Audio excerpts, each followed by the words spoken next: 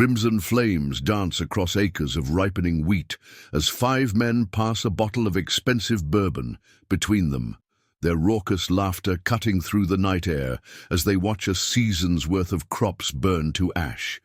They've just made the deadliest mistake of their lives. Before we jump back in, tell us where you're tuning in from, and if this story touches you, make sure you're subscribed, because tomorrow I've saved something extra special for you. The quiet man watching from the edge of the forest isn't just another struggling farmer whose livelihood they're destroying.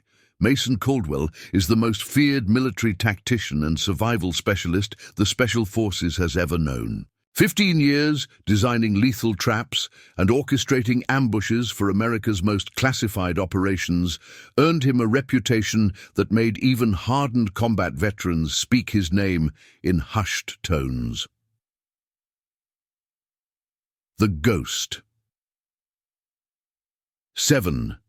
Successful missions behind enemy lines. 83 confirmed hostile neutralizations, not because he enjoyed the killing, but because he was entrusted with protecting his country and his men. Tonight, the Harrington gang learns why military strategists still study his methods with reverence. The flames illuminate his weathered silhouette as he steps from the shadows, his calloused hand hovering near the custom combat knife strapped to his thigh. 3 days earlier, Mason Caldwell worked the fertile soil of Evergreen Valley Farm with practiced precision. His calloused hands moved with the same methodical care they once used to disarm explosive devices in war-torn countries. The late afternoon sunlight streamed through rustling corn stalks, catching the silver streaks in his dark brown hair, earned more from 15 years of combat operations than from his 45 years of life. The farm was quiet, just old Earl Peterson inspecting the irrigation system in the eastern field. His presence was as dependable as the sunrise, there every day since Mason bought the place. Earl never mentioned recognizing him, though the distinct scar running along Mason's forearm, left by shrapnel during Operation Sandstorm, told Mason that Earl knew exactly who was tending these fields. "Storm's brewing, Mason," Earl mused, eyes fixed on the approaching clouds. "Harrington boys moved into the county. Thompson Orchard was destroyed last week. 2 hired hands were beaten nearly to death."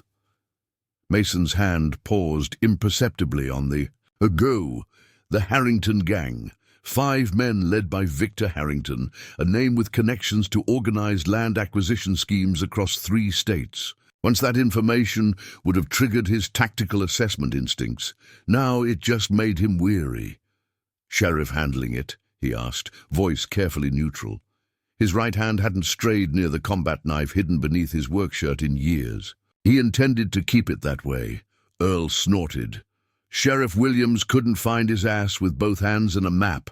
Word is, he's taking Harrington's money to look the other way." The farm's gravel driveway crunched under tires as a pickup truck approached, admitting Sarah Mitchell, the local veterinarian's daughter, young, eager, and completely unaware that the man who hired her to help with the livestock had once orchestrated the extraction of high-value targets from hostile territories. Sarah smiled at Mason with that same enthusiastic expression she wore every day.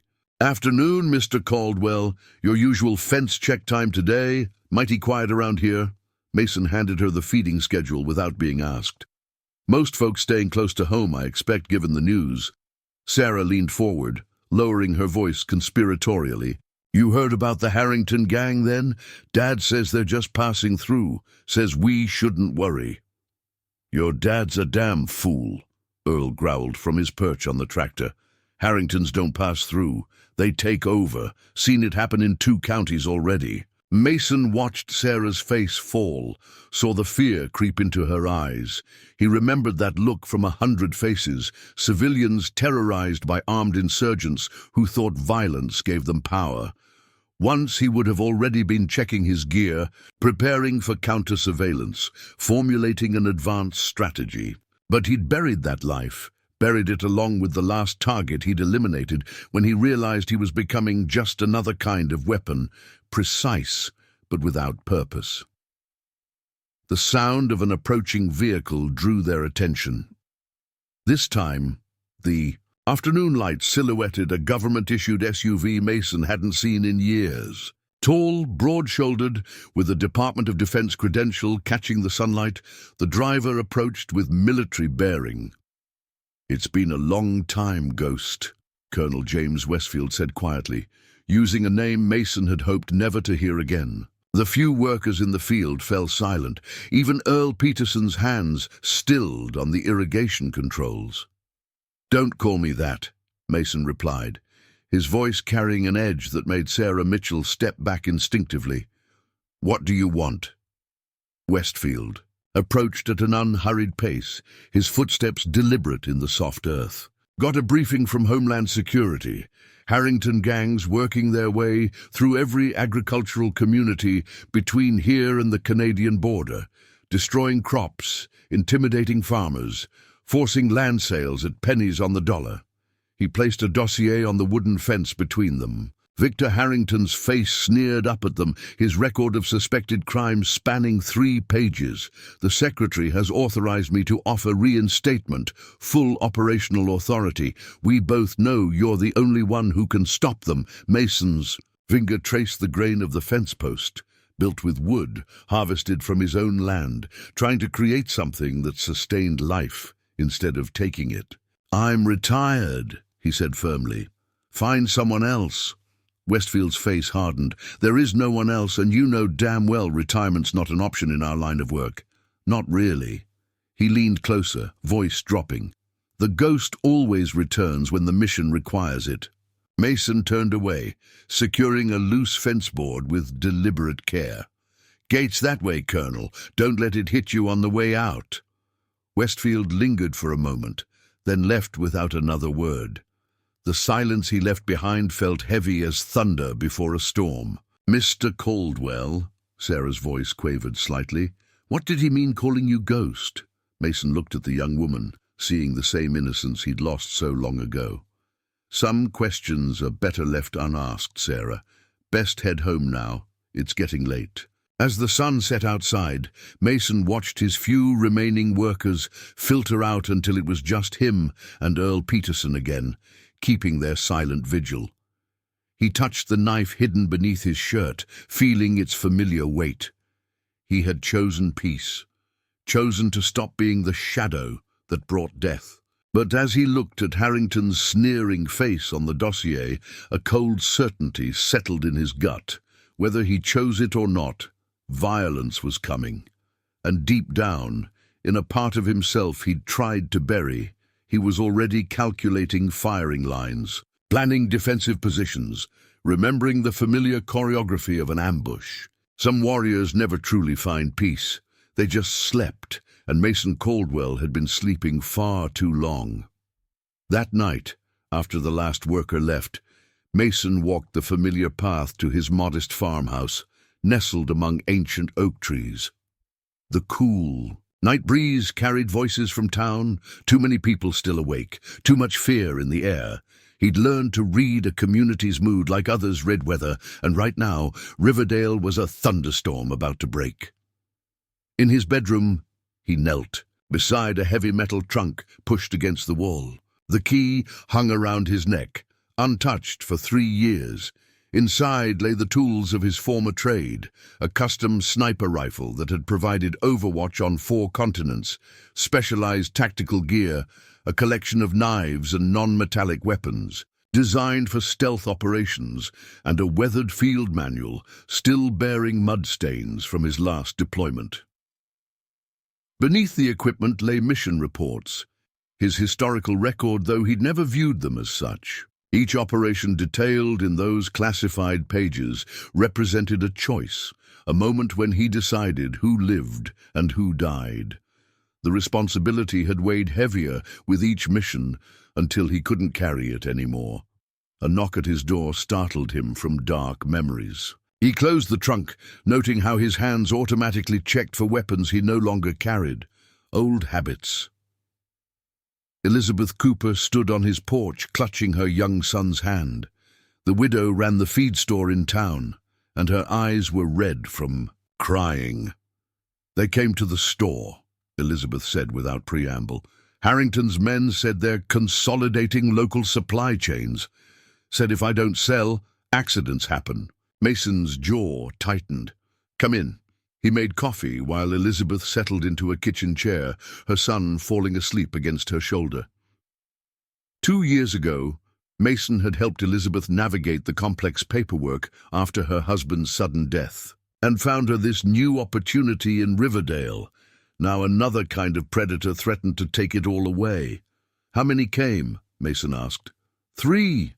The one in charge, he had burn marks running down his right arm, Mason finished.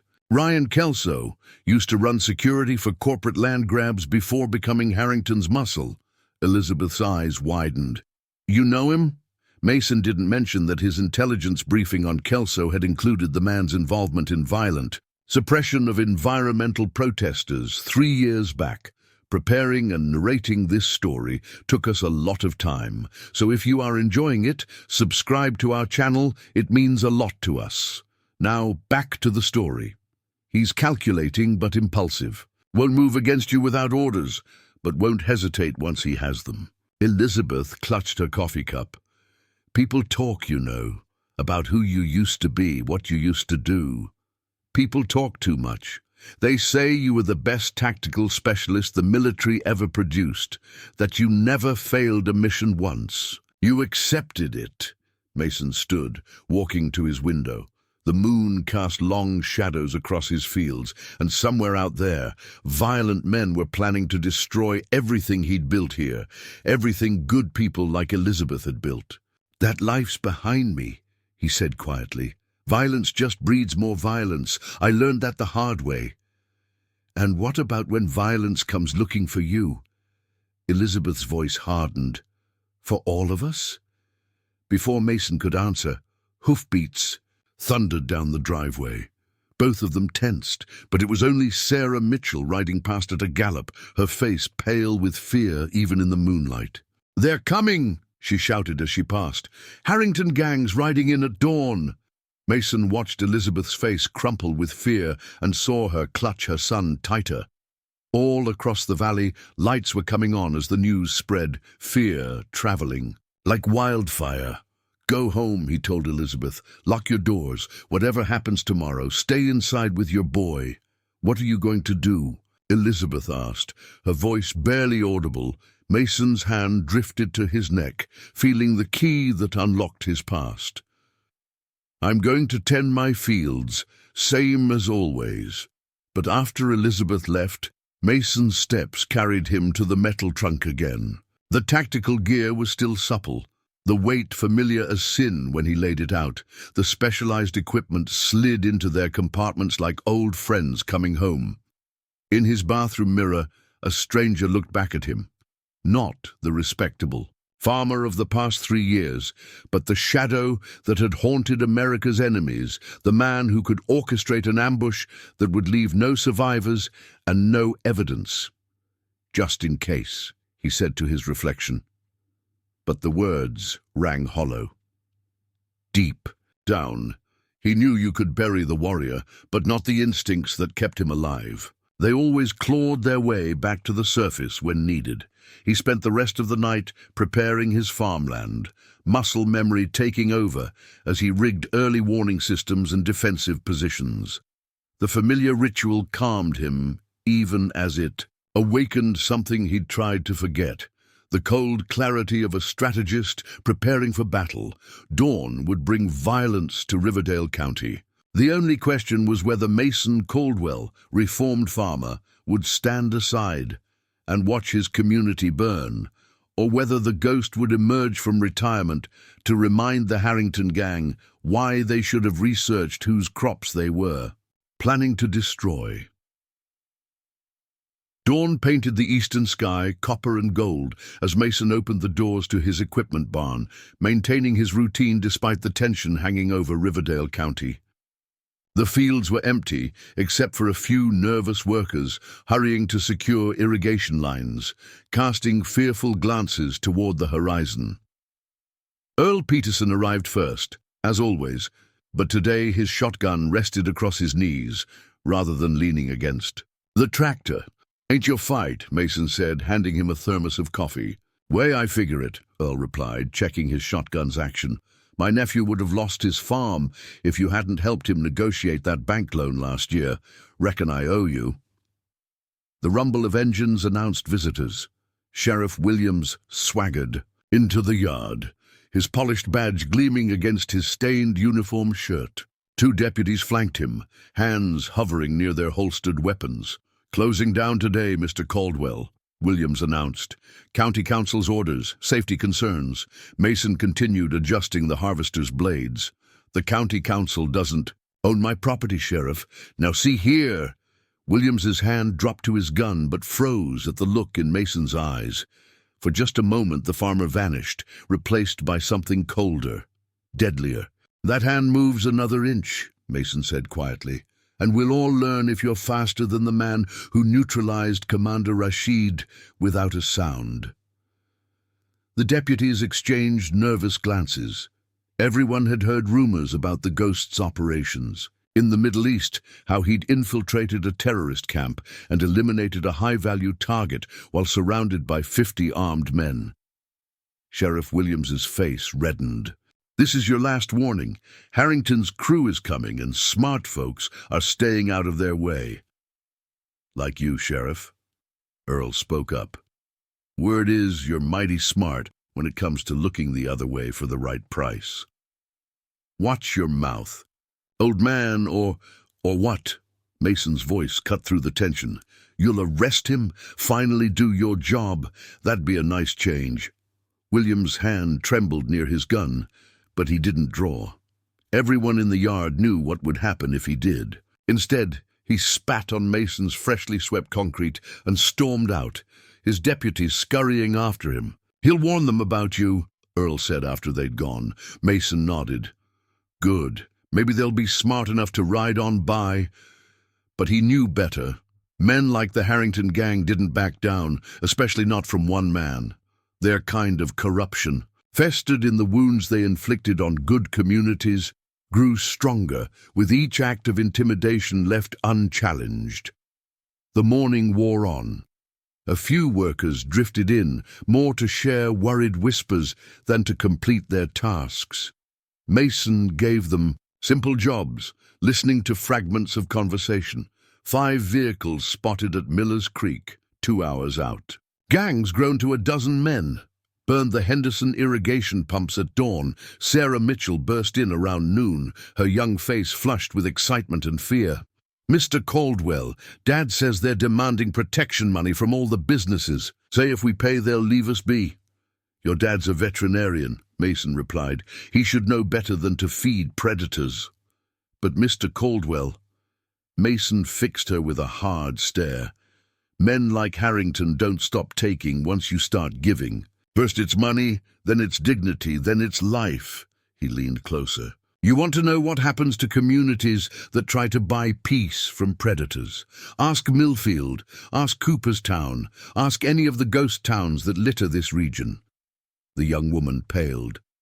Everyone knew those names, communities that had disappeared into bankruptcy and abandonment after the Harrington gang passed through.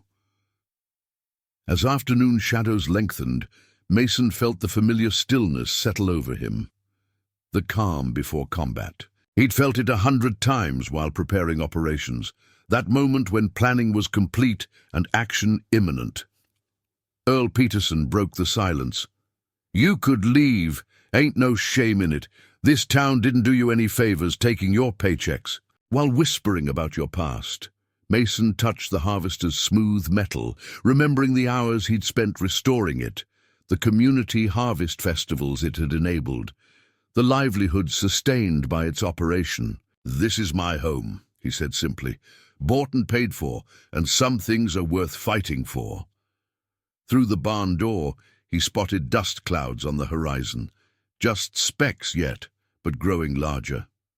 The Harrington gang came to claim another rural community for their empire of intimidation. Mason Caldwell, farmer, reformed military specialist, protector of a town that feared him almost as much as they needed him, straightened his worn cap and touched the hidden knife at his hip. The peace he'd built here had been an illusion, but perhaps, he reflected, it had been worth it just to remember what he was fighting for. The Harrington gang didn't start with threats.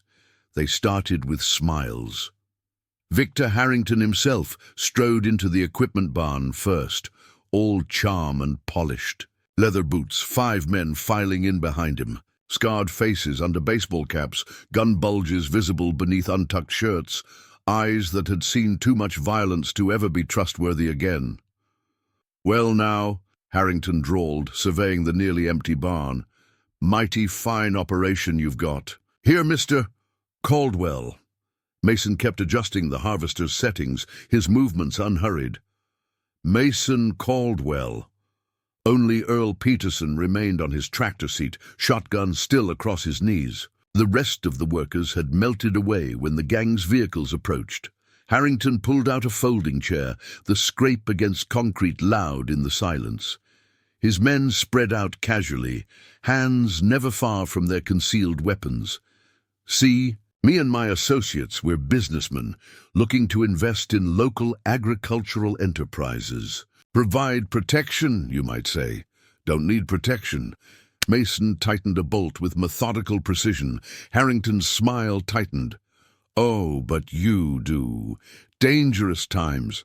Why, just last week, 3 irrigation systems failed in Millfield. Tragic accidents."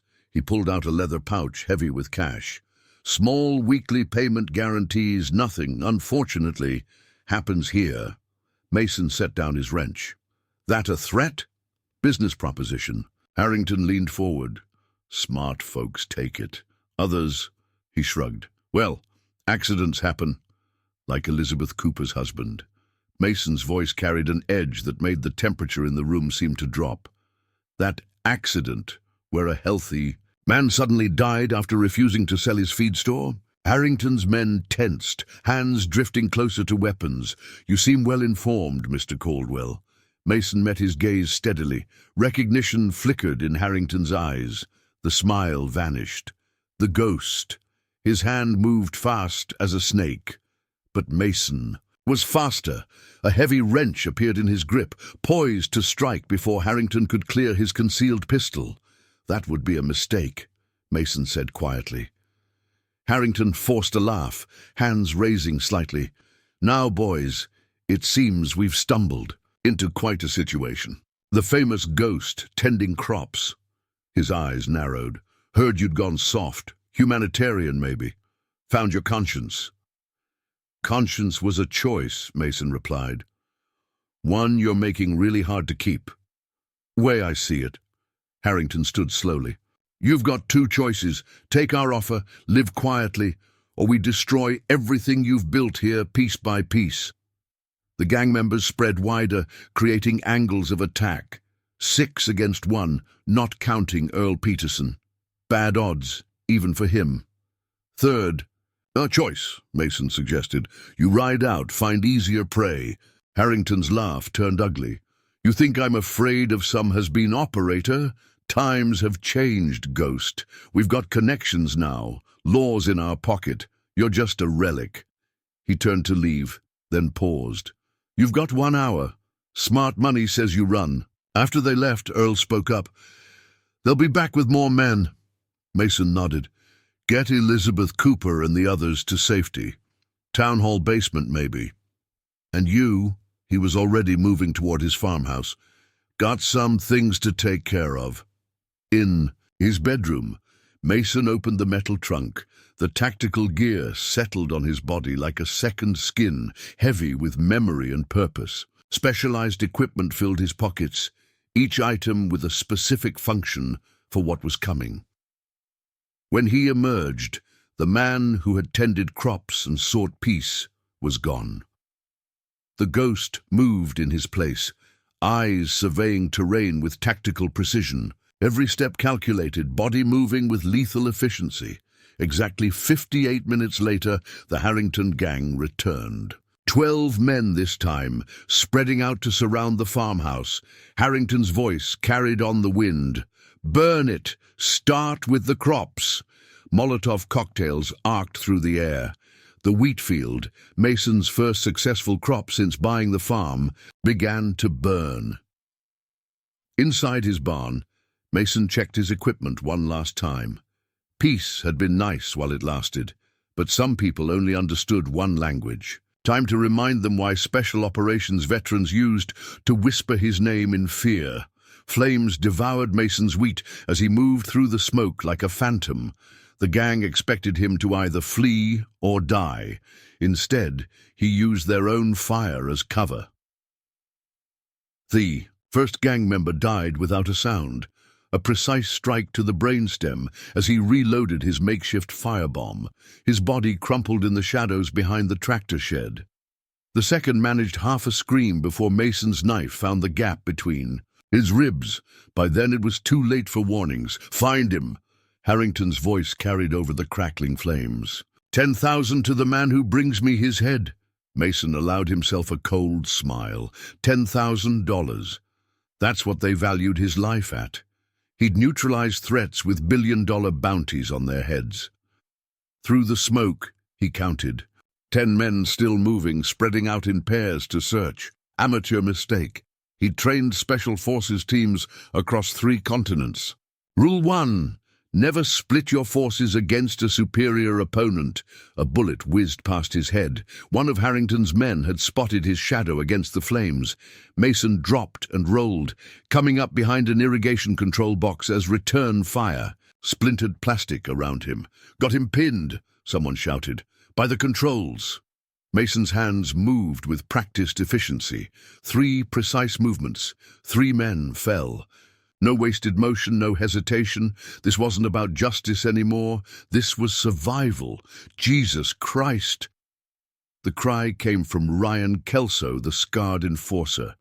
"That's 5 men down in 2 minutes. Harrington's response was drowned by gunfire as his remaining men opened up on Mason's position, but he was already moving, using techniques honed from 15 years of combat operations. Stay mobile, use cover, let them waste ammunition. "Boss!" One of the gang members pointed toward town. "Vehicles coming." Mason heard engines approaching. For a moment he feared Harrington had more men in reserve. Then he recognized Earl Peterson's voice, bellowing commands. "Deputies, spread out." At least 6 vehicles thundered in from the darkness. Guns blazed, but no bullets flew. Earl had organized the townspeople, using the dark and noise to seem like a larger force. Mason used their distraction to deadly effect. 2 more fell before they realized their mistake. 5 remaining gang members scrambled for their vehicles. "Regroup at River Bend," Harrington shouted, wheeling his SUV around. "This ain't over, Ghost." Mason emerged from cover, rifle raised. One shot could end Harrington right there, but experience stayed his hand. Wounded predators were the most dangerous. Better to let him run than hunt him properly. As the gang fled into darkness, Mason surveyed the damage. His wheat field was still burning, though the flames hadn't reached the house or main barn. 5 of Harrington's men lay dead or wounded. No casualties on his side. Earl Peterson drove up, leading a string of pickups and farm vehicles. Behind him, Mason recognized Sarah Mitchell, Elizabeth Cooper's brother, and other townspeople he'd helped over the years, all armed, all looking at him with mixed fear and awe. "Couldn't let you face them alone," Earl said gruffly. "Gathered everyone who could shoot straight." Mason nodded, touched by their courage, even as he calculated how to use it. "Harrington will be back, stronger next time. Then we'll be ready," Sarah declared, trying to sound braver than she looked. "Right, Mr. Caldwell?" Mason studied these people, shopkeepers, farmers, ordinary folks ready to fight. They deserved better than false hope. "No," he said finally, "you won't be. Not for what's coming. Harrington's pride won't let this stand. He'll bring real professionals next time, men who know their business." "Then what do we do?" Elizabeth's Brother asked. Mason checked his gear with practiced efficiency. You get your families somewhere safe? I'll do what I should have done when they first rode in. Which is, her voice faltered. Mason's words carried the cold certainty that had made him legend. I hunt them down, every last one. As if to emphasize. His words, part of the burning field, collapsed in a shower of sparks. Mason watched his attempt at a peaceful life burn away, replaced by the familiar clarity of the hunt. Earl, I need information. Harrington Gang's usual locations, known associates, any property they might use as hideouts. I'll ask around. Earl nodded. Still got friends in the county assessor's office. Sarah, your father's veterinary records might show unusual purchases. Tranquilizers, antibiotics, things a gang hiding from authorities might need. The young woman straightened. I'll check first thing tomorrow. Mason adjusted his tactical vest, the familiar routine bringing back memories of 100 other operations. But this one was different. This wasn't about national security anymore. Mr. Caldwell, Sarah's voice quavered slightly. The stories about you, about the ghost, are they true? He looked at her, remembering the naive young woman who'd brought homemade cookies to his farm hands last spring. Her innocence seemed a lifetime ago. A shell casing crunched under his boot as he walked past Sarah. The stories didn't tell half of it. By dawn, Mason's farmhouse had become an operational center. Satellite maps lined the dining room table, tactical markers indicating potential. Harrington hideouts. The smell of gun oil and leather hung in the air, a scent that had once been as familiar to Mason as freshly tilled soil had become in recent years. Earl Peterson entered without knocking, bringing trail dust and information. Talked to some folks who work at the county records office. Harrington's got a compound up at Blackwater Ridge. 15, maybe 20 men. Mason marked the location on his map. Security measures? Armed like a private militia. Word is they've been stockpiling semi-automatic weapons, explosives, even some military-grade hardware. Preparing for a siege. Rural America's becoming more regulated, Mason mused, studying terrain features.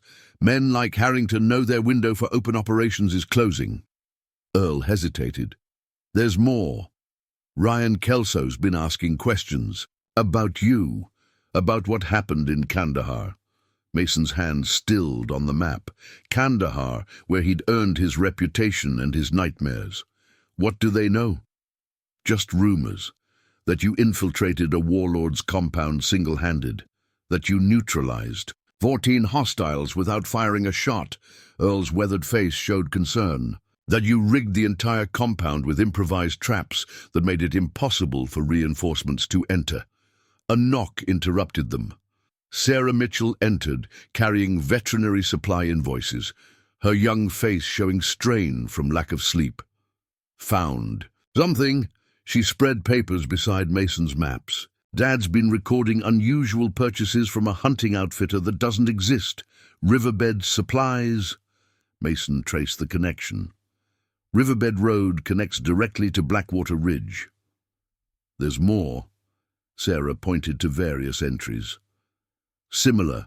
Purchases from businesses in 3 counties, all filtered through shell companies, all leading back to Harrington. He's building a network using intimidation and financial leverage instead of pure violence, Earl observed. Smart, Mason admitted. Law enforcement can't touch him if everything looks legitimate on paper. Mr. Caldwell, Sarah's voice cracked. Slightly. What he did to your wheat field, why didn't you just pay? Would have been cheaper than replanting. Mason checked a piece of specialized equipment, the metallic click sharp in the quiet room. Because some things cost more than money, Sarah. Every dollar paid to men like Harrington becomes ammunition against someone else's family. Every compromise feeds their influence. He rolled up the map. Decision. Earl, I need you to make some calls, reach out to contacts at the county borders, set up observation points. What kind of contacts? The kind that might recognize vehicles entering or leaving Harrington's territory. Sarah followed him to his equipment table. Those modified transmitters, they're not standard farming equipment, are they? Perimeter alarm system, Mason replied, adjusting delicate circuitry. Military grade, but with agricultural modifications. Will you be back? Earl asked, suddenly voicing the question hanging in the room. Mason studied his assembled gear, specialized tools for tracking, surveillance, and, if necessary, elimination. This isn't about vengeance, he said finally. It's about removing a threat to this community. Yes, I'm coming back. The afternoon sun cast long shadows as Mason prepared his truck, loading equipment beneath camouflage tarps. Elizabeth Cooper arrived with her son, bringing food and concern. "The town's talking," she said, handing him a container of homemade stew. "Everyone knows you're going after Harrington. Half think you're crazy, half think you're the answer to their prayers." "And you?" Mason asked, securing a case of surveillance. "Equipment. I think you're the most dangerous man I've ever met," Elizabeth replied without hesitation. "And I think that's exactly what we need right now." Her son tugged at Mason's sleeve. "My dad, before the accident, did you know him?" Mason knelt to the boy's level. "I did. He was a good man, stood up for what was right, even when it was difficult." The boy nodded solemnly. "Mom says that's why the bad men hurt him." Mason looked to Elizabeth, whose eyes confirmed what he'd suspected. James Cooper's heart attack had been anything but natural. "Sometimes standing up is dangerous," Mason told the boy. "But not standing up is more dangerous in the end." As twilight approached, Mason made final preparations. To the casual observer, his truck looked like any farmer's vehicle. Muddy, well-used, unremarkable. But beneath the ordinary exterior lay a mobile tactical station, every piece of equipment selected for a specific purpose. And Colonel Westfield's SUV rolled up the drive just as Mason was conducting final checks on his communications gear. The Department of Defense official approached cautiously, noting the changes in both the farm's security posture and Mason himself. "I see you've decided to handle this personally," Westfield observed, his military bearing unchanged since his last visit. "Wasn't given much choice," Mason replied, not looking up from his equipment calibration. "The department could provide resources. Official involvement would just push Harrington deeper underground." Mason cut him off. "Besides, your channels leak like a broken irrigation line. He'd know you were coming before you crossed the county line." Westfield nodded, acknowledging the truth. "At least take this." He handed Mason a satellite phone. "Secure line, direct to me. If this escalated beyond your capabilities..." Mason pocketed the device without comment. Both men knew the likelihood of him calling for help. "Why Riverdale?" Westfield asked suddenly. "Of all the places you could have disappeared to, why here?" Mason surveyed his property, the fields he'd revitalized, the infrastructure he'd rebuilt, the community he'd quietly become part of. "Soil composition," he said finally. "Perfect drainage, excellent mineral content, ideal growing conditions." Westfield smiled slightly, recognizing the deliberate deflection. "We both know you could have found good soil anywhere." "What's the real reason?" Mason's expression softened incrementally. "My grandfather had a farm in the next county over. Used to spend summers here as a kid before the war," Westfield finished. "Before your talents were recognized. Before I became a weapon," Mason corrected. "This place, it's where I remembered what it felt like to create instead of destroy." The colonel surveyed the burn damage across the wheat field. "And now? Now I do what needs doing."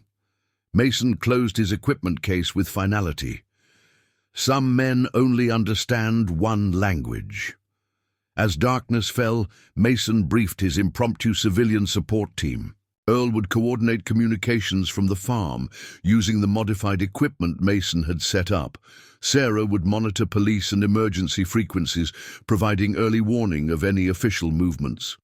Elizabeth and 3 other townspeople would maintain a protective watch over the more vulnerable community members.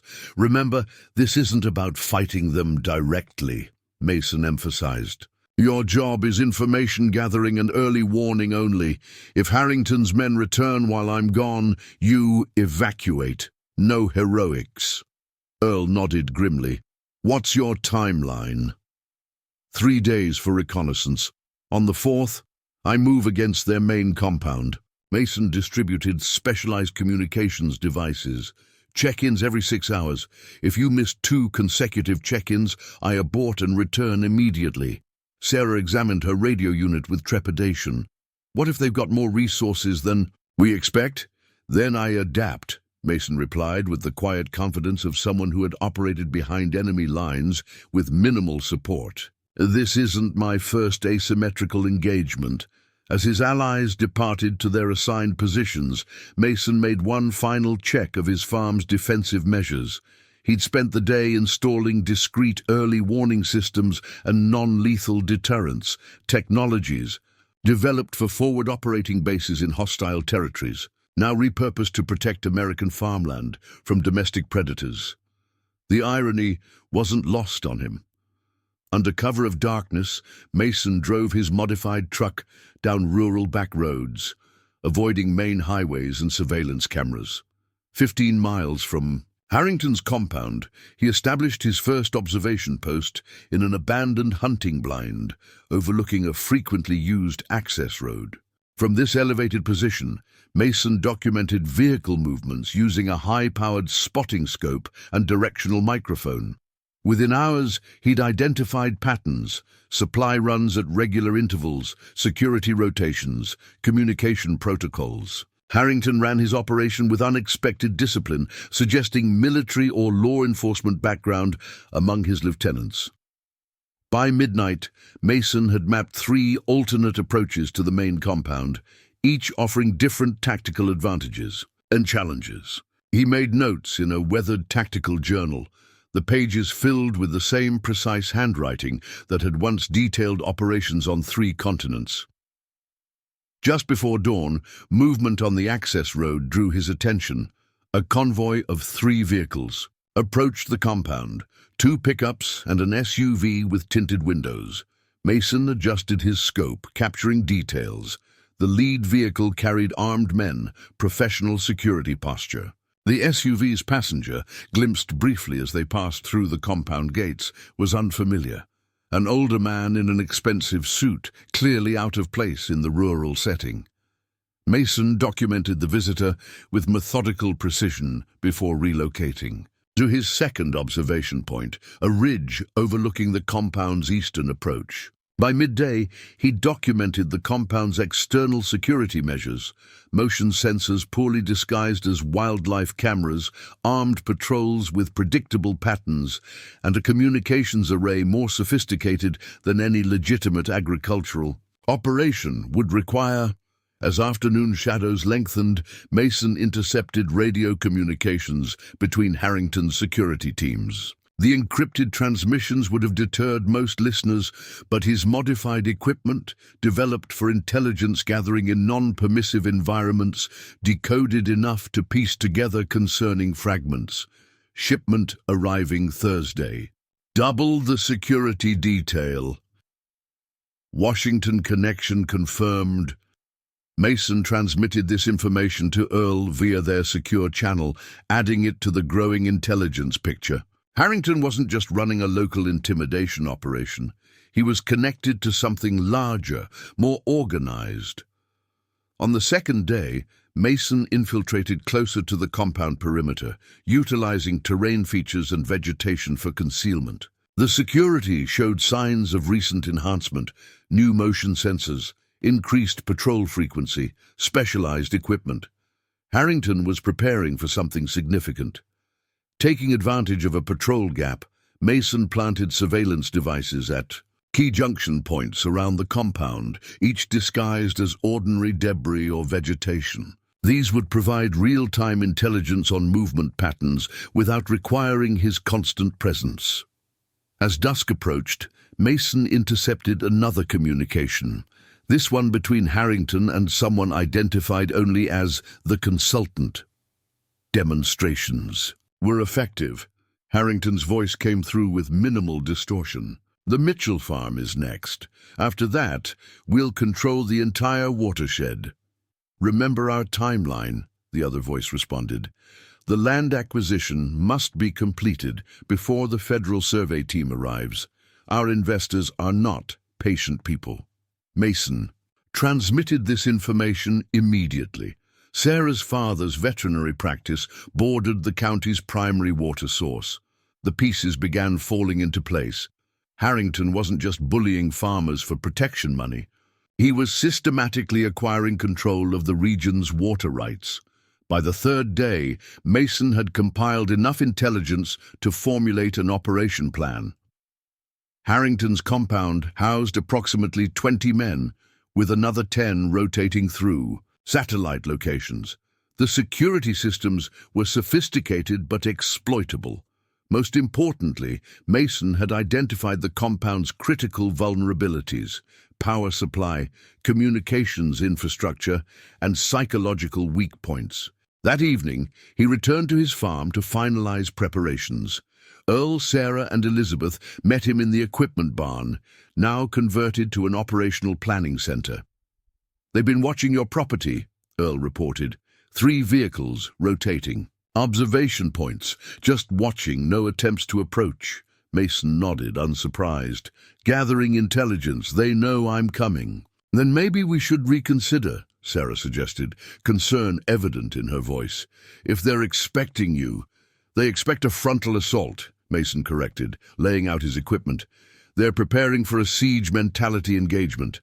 That's not what they're going to get." Elizabeth studied the satellite images Mason had annotated. "What exactly are you planning?" "Infiltration, not confrontation," Mason explained, checking specialized tools that resembled farming equipment but served far deadlier purposes.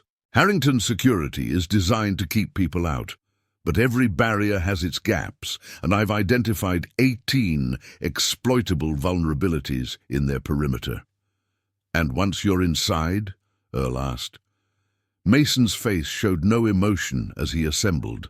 A device that looked innocuous but was designed for precision work of a very different nature than farming. "Psychological operations. I won't engage them directly. That plays to their numeric advantage. Instead, I'll demonstrate why my operational nickname wasn't just military bravado." "The Ghost," Sarah whispered.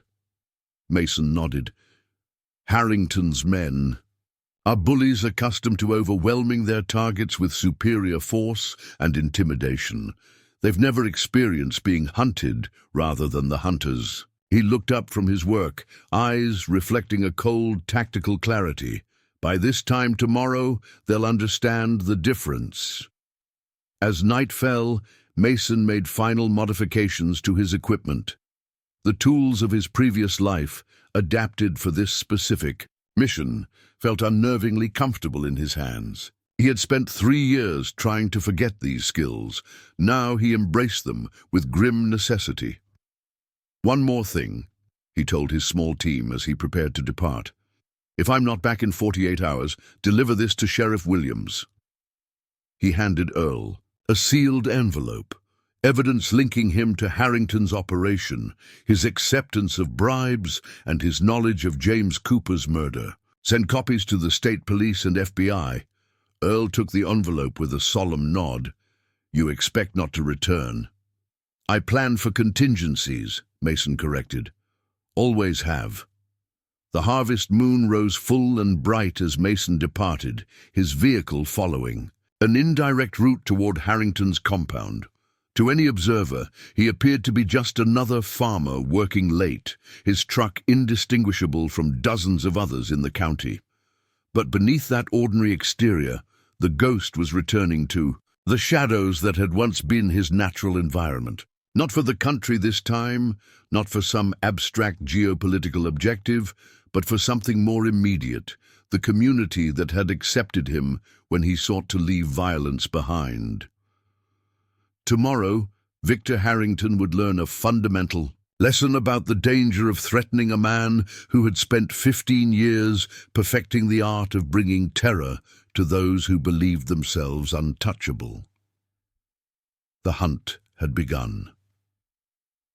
Midnight cast long shadows across Blackwater Ridge as Mason approached Harrington's compound from the north, the direction his surveillance had revealed as least monitored. He'd abandoned his truck 3 miles back, concealed beneath camouflage netting in a dry creek bed. From there, he'd proceeded on foot, moving with the practiced silence of someone who had once infiltrated territories far more hostile than rural America. The compound's outer perimeter came into view. A chain-link fence topped with barbed wire, security lights at regular intervals, and motion sensors disguised as ordinary fixtures. To the untrained eye, it might appear impenetrable. To Mason, it was a series of exploitable weaknesses waiting to be leveraged. He paused at the tree line, observing the patrol patterns he'd documented over the previous days. 2-man teams, 15-minute rotation intervals, predictable routes, with insufficient overlap between zones. Amateur work by professional standards, but effective enough against typical threats. He wasn't typical, using a handheld device that resembled an agricultural soil tester. Mason detected the electromagnetic signatures of the buried perimeter sensors. With practiced precision, he calibrated a countermeasure device. Technology, once reserved for special operations teams infiltrating hardened compounds overseas, now repurposed for this deeply personal mission. When the Northern Patrol passed his position, Mason activated the device. For exactly 92 seconds, a 3-meter section of the perimeter sensors would register only background noise, creating an electronic blind spot in Harrington's security net. Moving with fluid efficiency, Mason approached the fence. No direct cutting. That would be discovered during routine inspections. Instead, he produced specialized climbing aids from his pack, tools that distributed his weight across multiple points, preventing any single section of the fence from triggering movement alarms. Beyond, the fence lay a 30-meter open area, deliberately cleared to eliminate concealment opportunities. Mason had anticipated this. Producing a thermal blanket developed for desert operations, he created a minimized heat signature as he crossed the exposed ground in a controlled low crawl. 90 seconds of acute vulnerability, but the alternating patrol patterns created a brief window of opportunity if timed correctly. He reached the shadow of an equipment shed just as the Eastern Patrol rounded the main building. Pressing himself against the wall, Mason became motionless, controlling his breathing as the guards passed within 6 meters of his position. Their flashlight beams swept carelessly across the compound grounds, their conversation focused on personal matters rather than security protocols. Told him we needed more men after what happened at Caldwell's farm, but Harrington won't listen. Says he's just one man, doesn't matter what his background is. Heard he took out Diaz and Reeves without firing a shot. The guards' whispered conversation confirmed what Mason had suspected. Despite their bravado, Harrington's men were growing nervous. Good. Fear makes people careless. Once the patrol passed, Mason accessed the equipment shed using a technique that left no evidence of entry. Inside, he found what he'd hoped for: junction boxes for the compound's security and communication systems. Working efficiently in the darkness, he installed custom devices on key circuits, not to disable the systems, but to create subtle vulnerabilities he could exploit later. Slipping out of the shed, Mason proceeded to his primary objective for the night, not confrontation, but preparation. Over the next 3 hours, he systematically worked his way through the compound's outer facilities, installing specialized devices at strategic locations. Each deployment was calculated, measured, and executed with surgical precision. Near the Fuel storage area, a modified pressure sensor disguised as an ordinary valve fitting. Beside the communications array, a passive signal interceptor designed to resemble standard electrical hardware. Within the main generator housing, a remote-triggered device that could disrupt power at a precisely timed moment. By 3 a.m., he had completed the first phase of his operation. 16 devices deployed, each undetectable by conventional security sweeps, each serving a specific tactical purpose in the operation to come. Mason extracted himself from the compound using the same methodical approach that had granted him entry, leaving no evidence of his presence. 2 miles from the compound, he reached a designated observation point and established secure communications with Earl. "Phase 1 complete," he reported, voice barely above a whisper.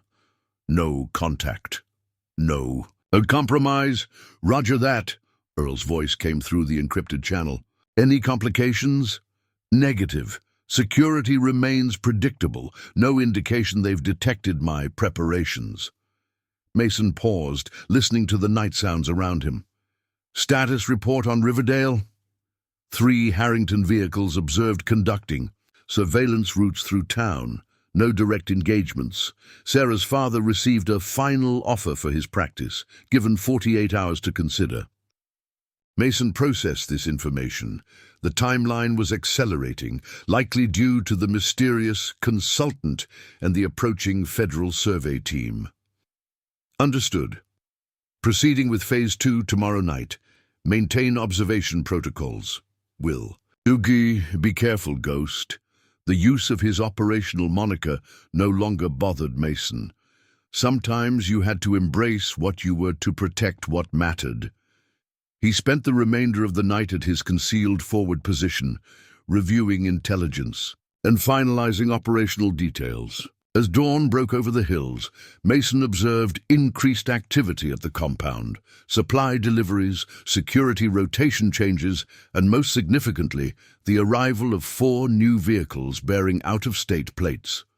Using a high-powered spotting scope, Mason documented the new arrivals. Among them was the well-dressed man he'd observed previously, the consultant, now accompanied by 2 professional security personnel whose bearing and positioning screamed former military.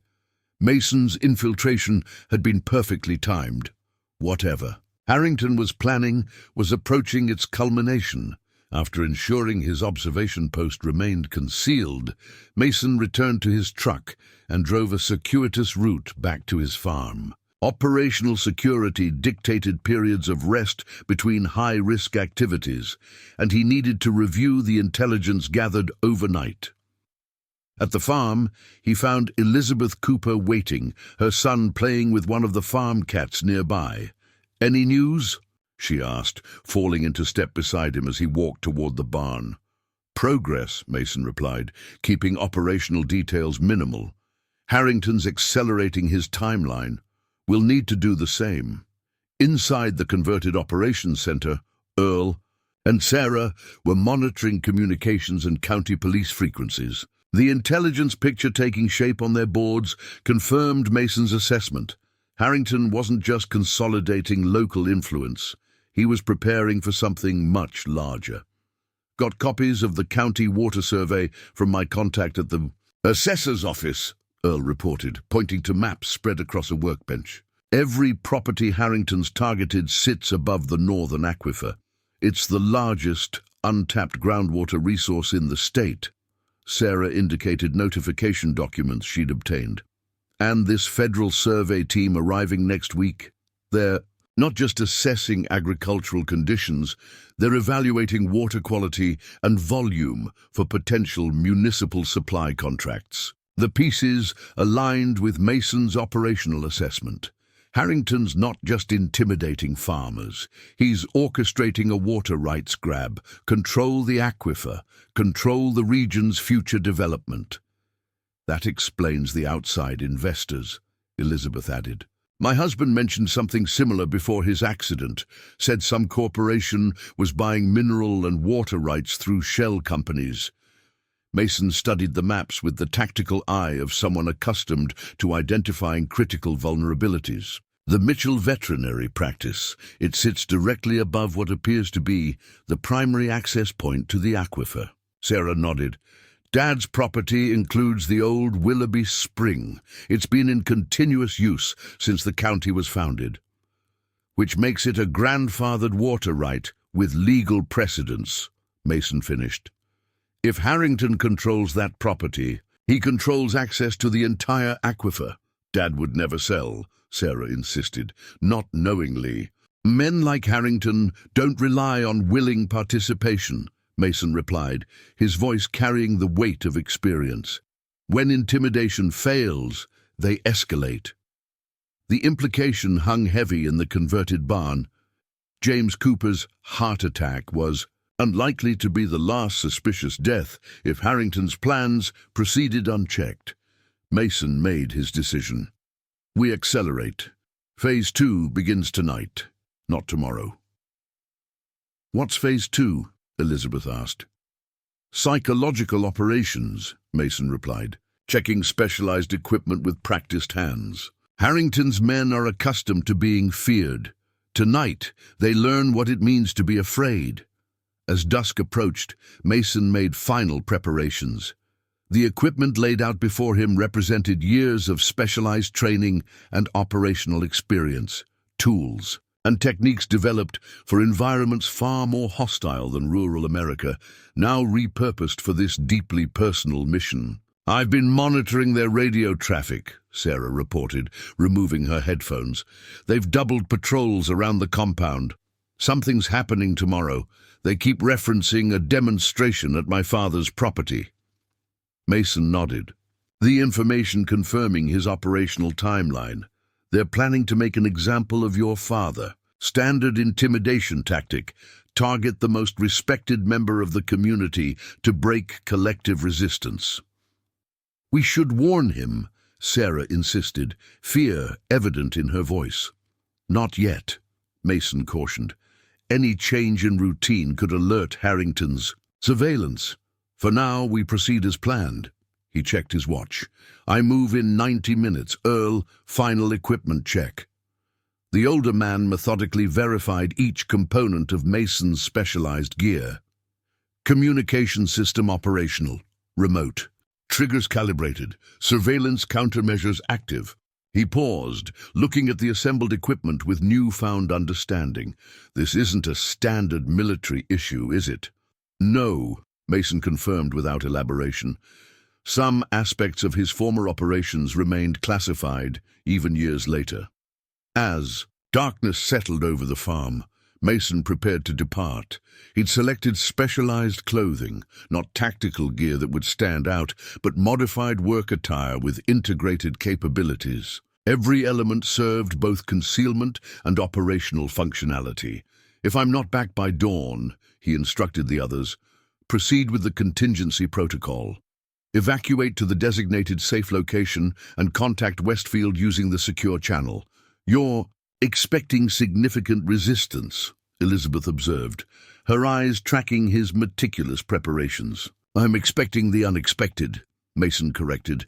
First rule of asymmetrical operations. He departed under cover of darkness, taking an entirely different route than the previous night. Operational security dictated never establishing patterns that could be predicted and exploited. This approach took him through the eastern forest, a longer but less monitored path to the compound. 2 miles from his objective, Mason established a forward equipment cache, concealing specialized tools he would retrieve for extraction. Contingency planning had been ingrained through years of high-risk operations, always preparing multiple exfiltration options, never rely on a single escape route. Approaching the compound perimeter from the eastern ridge, Mason observed increased security measures, additional patrols, enhanced lighting, and what appeared to be newly installed motion sensors. Harrington was preparing for trouble, but his security enhancements revealed a fundamental misunderstanding of the threat he faced. They were preparing for a frontal assault. Mason had never been that predictable, using natural terrain features. And applying advanced movement techniques, he bypassed the reinforced eastern approach entirely, instead identifying a drainage culvert beneath the southeastern perimeter, a vulnerability overlooked in Harrington's security upgrades. The culvert was narrow, partially submerged, and secured with a metal grate, deterrents to conventional infiltration. But Mason's training had included confined space operations in environments far more hostile than this. Using specialized tools, he removed the grate without creating evidence of tampering, then navigated the restrictive passage with the methodical precision that had once allowed him to infiltrate heavily guarded compounds on 3 continents. Emerging inside the perimeter, Mason accessed the devices he'd installed the previous night. Each was functioning as designed, creating exploitable vulnerabilities in Harrington's security infrastructure. Using a specialized controller, he initiated the first sequence, subtle power fluctuations to specific exterior lights, creating gradually expanding blind spots in the compound's visual security. Moving between shadows with practiced efficiency, Mason approached the main equipment garage. Inside, according to his intelligence, Harrington stored the vehicles used for his intimidation operations. Gaining entry through a maintenance access point, Mason found what he expected: 4 tactical-style trucks modified for rural operations, each equipped with reinforced bumpers, off-road lighting, and custom features designed to project power and intimidation. Working with silent efficiency, Mason applied his specialized knowledge to each vehicle. Not crude sabotage that would be immediately detected, but subtle modifications to key systems, timing alterations that would cause engines to fail at specific RPM ranges, steering components adjusted to create unpredictable handling characteristics, electrical systems modified to generate intermittent failures. No single modification would be catastrophic, but collectively, they would create a pattern of escalating equipment failures that would undermine confidence and create operational uncertainty, psychological impacts that extended far beyond mere mechanical problems. With the vehicles addressed, Mason proceeded to his next objective, the compound's communications center. Security here was enhanced with keycard access and interior monitoring. Bypassing these measures required techniques developed for high-security facilities, applying principles of electronic warfare that had once been reserved for national security operations. Inside the communications room, Mason found confirmation of his intelligence assessments, sophisticated equipment monitoring not just security systems but communications across the county. Harrington's operation was more extensive than it appeared, with technological capabilities exceeding what a typical criminal organization would deploy. Working methodically, Mason installed specialized devices on key communications nodes, not to disable them immediately, but to create exploitable vulnerabilities that could be triggered remotely. When activated, these modifications would generate communications failures precisely when Harrington's organization needed coordination most. As he completed this phase, voices outside the door forced Mason into concealment. 2 security personnel entered, conducting a routine systems check. From his position in the shadows, Mason could have neutralized both with minimal effort. His training and experience provided numerous options for silent incapacitation, but that wasn't the objective. Tonight, direct confrontation would alert the compound to his presence. Instead, he remained motionless, controlling his breathing as the guards completed their check and departed, never aware that they had been within arm's reach of the very threat they were seeking. Over the next 2 hours, Mason systematically worked through the compound, installing specialized devices at key locations, power distribution nodes, security monitoring stations, communications relays, and environmental control systems. Each installation followed the same principle: Not immediate disruption, but the creation of vulnerabilities that could be exploited in coordinated sequence. In the main barracks area, where Harrington's men were quartered, Mason employed more psychological measures. Using techniques developed for demoralization operations, he arranged subtle environmental manipulations, temperature fluctuations, barely perceptible but disruptive sound frequencies, airflow alterations that would degrade sleep quality without providing identifiable causes. The cumulative effect would be a gradually increasing sense of unease, fatigue, and disorientation among Harrington's personnel, degrading their operational effectiveness without providing a clear target for countermeasures. Near the main office complex, Mason encountered his first significant challenge. Two guards patrolled an intersection he needed to cross, their pattern more disciplined than others he'd observed.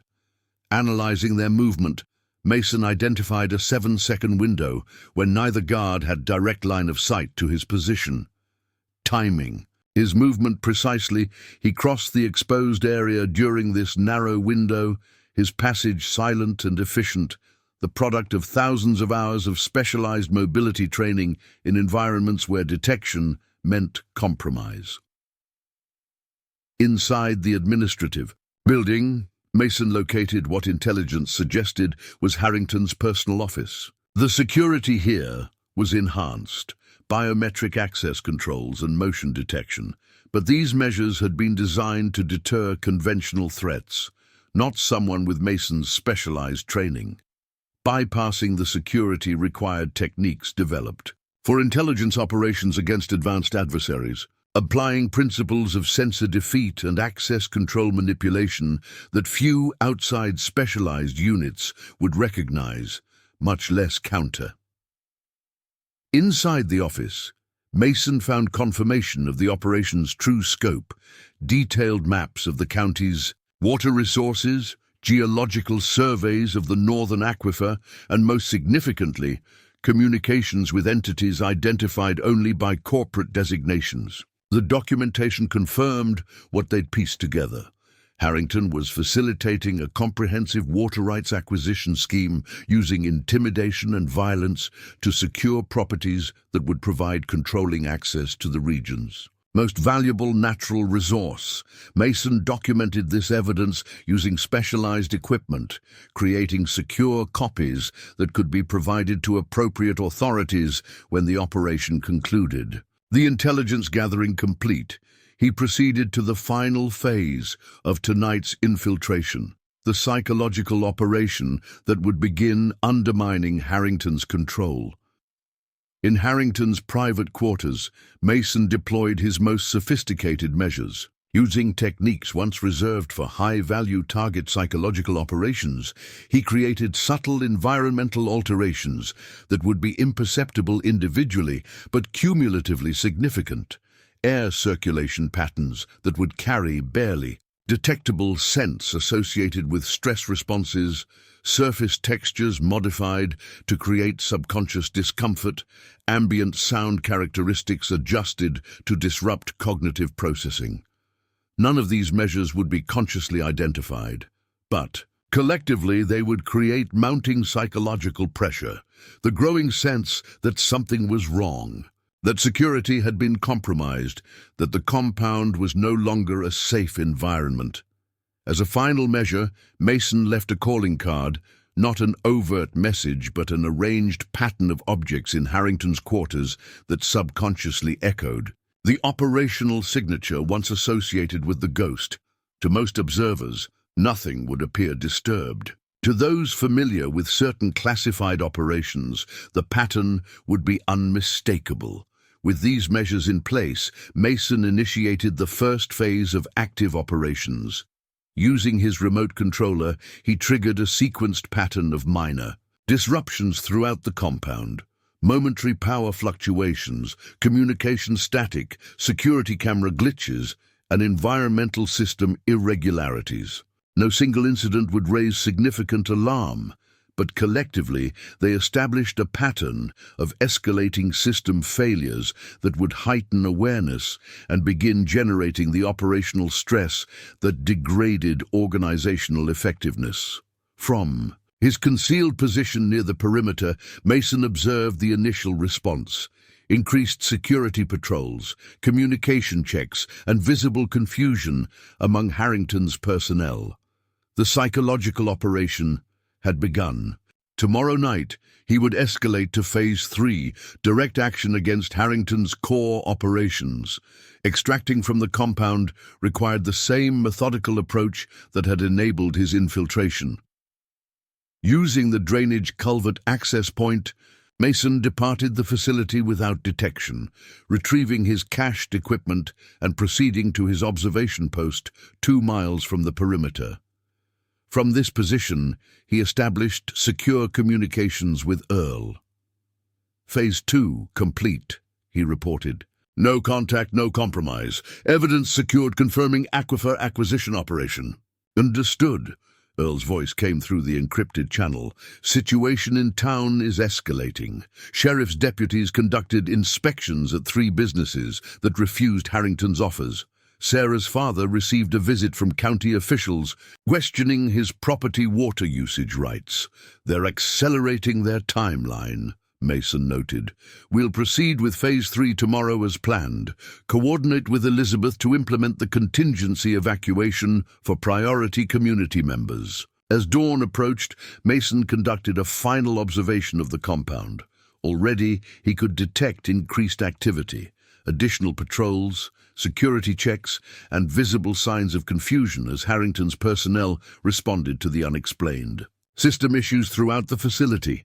Tomorrow, confusion would escalate to fear, and Harrington would learn what it truly meant to face an opponent who specialized in asymmetrical warfare. The Ghost wasn't just a nickname. It was a methodology. Dawn broke over Harrington's compound with unusual activity.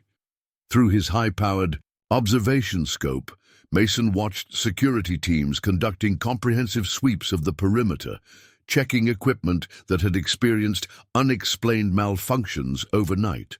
Voices carried across the morning air, tense and confused. Third power fluctuation in 4 hours. Communications keep dropping for no reason. Harrington wants the entire system checked before the meeting. The psychological operation was having its intended effect, creating uncertainty, disrupting routines, and forcing Harrington's organization to focus inward rather than on their external objectives. Phase 2 had been successfully initiated. Mason relocated to his secondary observation post as the morning progressed, maintaining surveillance while avoiding predictable patterns. From this vantage point, he documented the arrival of additional personnel, 4 vehicles with corporate markings, their occupants exhibiting the unmistakable bearing of private security contractors rather than typical corporate representatives.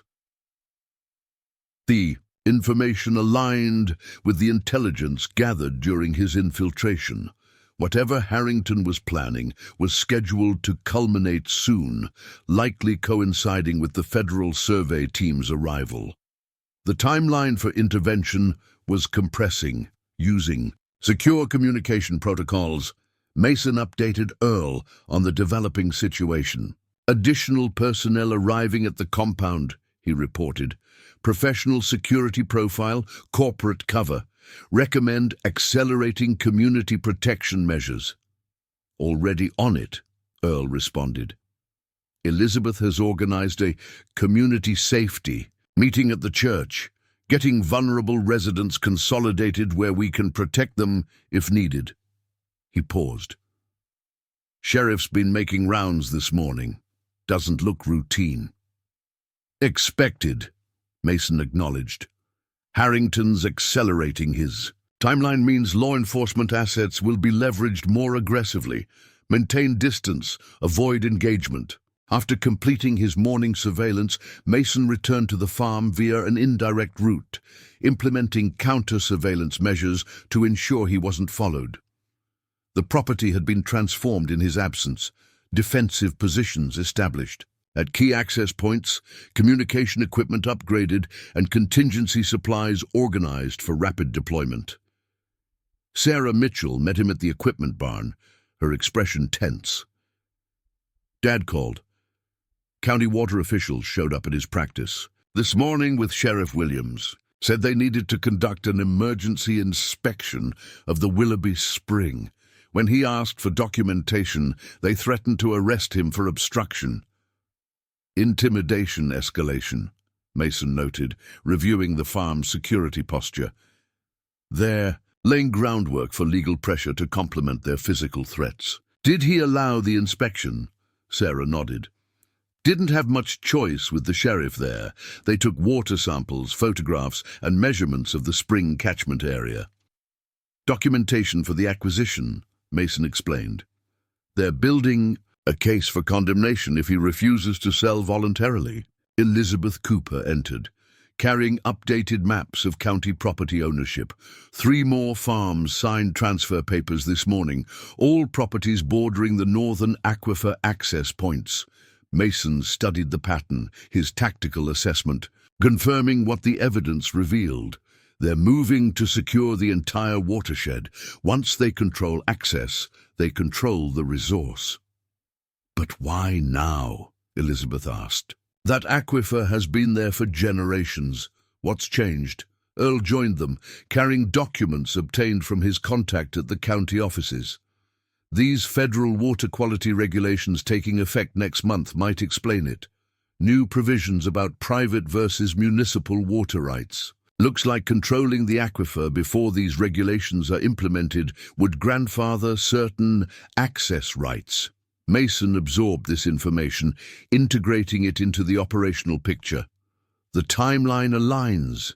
Harrington's accelerated activities. The federal survey team's arrival, these regulatory changes, they're racing to secure control before the legal landscape shifts. So this isn't just about bullying farmers, Sarah realized. It's about controlling the region's water future. Water is the oil of the 21st century, Mason confirmed. Control it, and you control development, agriculture, municipal growth, everything. The strategic implications clarified the urgency of their mission. This wasn't simply about protecting individual farms from intimidation. It was about preventing the capture of essential resources by private interests using criminal methods. As midday approached, Mason finalized preparations for the operations. Next phase. The equipment laid out before him represented a specialized approach to asymmetrical engagement. Devices designed to create cascading disruptions in Harrington's operations without direct confrontation. Sarah watched him work, fascination mingling with apprehension on her face. Where did you learn all this? This isn't standard military training. No, it isn't, Mason acknowledged, calibrating a specialized electronic device. Some skills were developed for environments where conventional tactics weren't viable. Situations where being outmanned and outgunned required alternative approaches. Is that why they called you the Ghost? She asked. Because of how you operated? Mason's hands stilled momentarily. That name came after an operation in Kandahar, insurgent compound, 14 hostiles holding 3 high-value hostages. Direct assault deemed too risky for the hostages. His voice carried no emotion as he recounted details that had once been classified. I infiltrated alone, created environmental and psychological disruptions over 3 days. By the end, the hostiles were shooting at shadows, suffering sleep deprivation, and turning on each other. When we finally moved in, we found they'd neutralized 3 of their own people thinking they were intruders. Sarah's eyes widened. You made them defeat themselves. Sometimes the most effective approach isn't confrontation, but manipulation of perception, Mason explained. Create enough uncertainty, fear, and disruption, and an organization will disintegrate from within. And that's your plan for Harrington? Phase 1 was intelligence gathering, Mason confirmed. Phase 2 was psychological preparation. Phase 3 begins tonight. Targeted disruption of critical operations.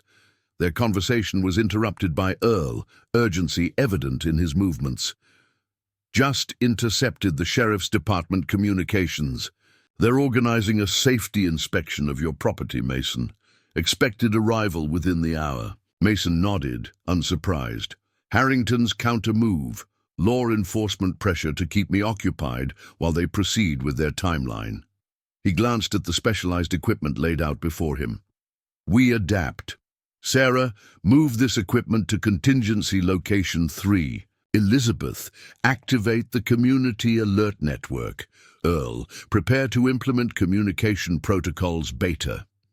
As his team moved with practiced efficiency, Mason reconfigured the farm's operational profile. Not evacuating, that would surrender the tactical advantage of his property, but transitioning to a more defensible posture while maintaining the appearance of normal agricultural activities. 40 minutes later, Sheriff Williams arrived with 4 deputies. Their vehicles pulled into the farmyard with deliberate ceremony, lights flashing to ensure maximum visibility from neighboring properties. Mason met them by the equipment barn, his demeanor relaxed, posture non-threatening, presenting the image of a cooperative farmer with nothing to hide. "Afternoon, Sheriff," he greeted, wiping his hands on a work rag. "Something I can help you with?" Williams approached with the false confidence of a man executing someone else's agenda. County Agricultural Inspection, Caldwell. Had some reports about unauthorized modifications to irrigation systems that might be affecting watershed management. Mason gestured toward his fields. "My irrigation system's pretty standard. Happy to show you around." The sheriff's eyes narrowed, clearly expecting resistance rather than cooperation. "We'll need to see all your equipment, storage facilities, and water management systems." "Of course," Mason agreed amiably. "Just finished maintenance on the main pump house this morning. Should be working perfectly." For the next hour, Mason led the sheriff's team through a comprehensive tour of agricultural operations that revealed nothing suspicious or concerning. The specialized equipment had been relocated, tactical preparations concealed beneath ordinary farm activities, and every potential point of interest disguised as standard agricultural practice. Throughout the inspection, Mason observed the deputies' behavior, their movement patterns, communication protocols, and areas of focus. Each revealed valuable intelligence about Harrington's priorities and concerns. The questions they asked about watershed access, property boundaries adjacent to water features, and soil composition near the aquifer confirmed the operation's focus on water resource acquisition. As the inspection concluded without yielding any usable pretense for interference, Mason noted the sheriff's poorly concealed frustration. "Everything seems to be in order, Caldwell," Williams conceded reluctantly. "For now." "Glad to hear it," Mason replied. "Always try to keep things running properly." The sheriff lingered, clearly seeking some pretext for continued presence. "Heard there was some trouble out here the other night. Something about trespassers."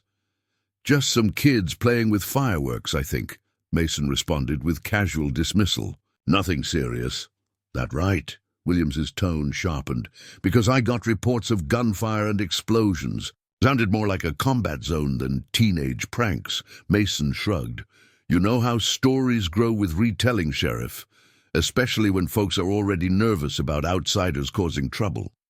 The implied reference to Harrington's activities wasn't subtle.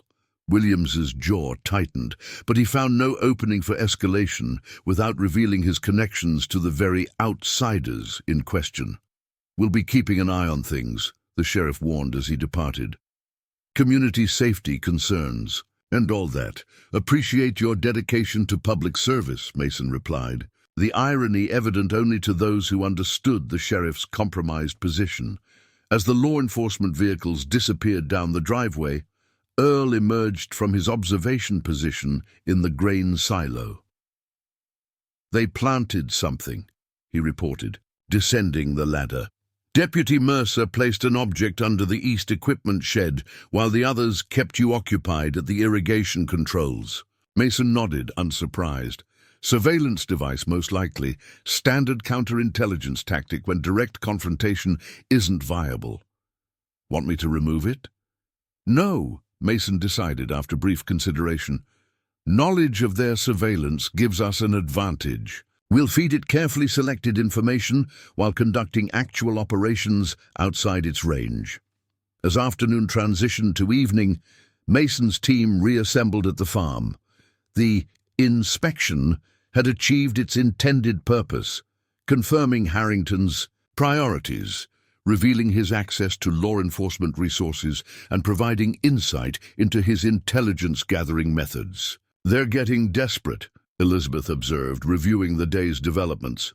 3 more inspections across the county, all targeting properties that have refused Harrington's offers. Coordinated pressure campaign, Mason confirmed. Standard tactic when voluntary compliance isn't achieved. They're establishing pretexts for more aggressive measures. Sarah returned from town, bringing updated intelligence from her father's veterinary practice. Dad overheard Sheriff Williams on the phone with someone he called Mr. Conrad, said everything was proceeding according to the acquisition timeline and that resistant properties were being addressed. Conrad, Mason repeated, the name, matching intelligence gathered during his compound infiltration. The consultant, external operator, coordinating the legal framework for the water rights acquisition.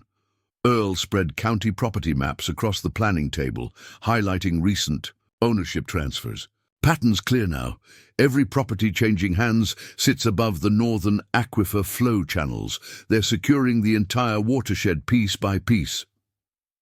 Mason studied the pattern, his tactical assessment identifying vulnerabilities in Harrington's approach. They're focusing on access points and regulatory control, but they've created operational vulnerabilities in the process, concentrated resources, predictable movement patterns, accelerated timeline, all exploitable.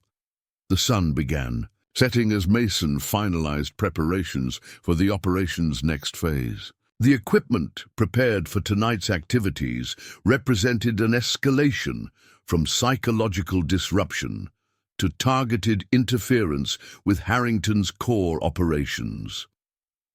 Tonight, I move against their transportation and communication infrastructure, he explained to his small team, not disabled entirely, that would trigger immediate countermeasures, but degraded in ways that create cascading operational failures. What's our role?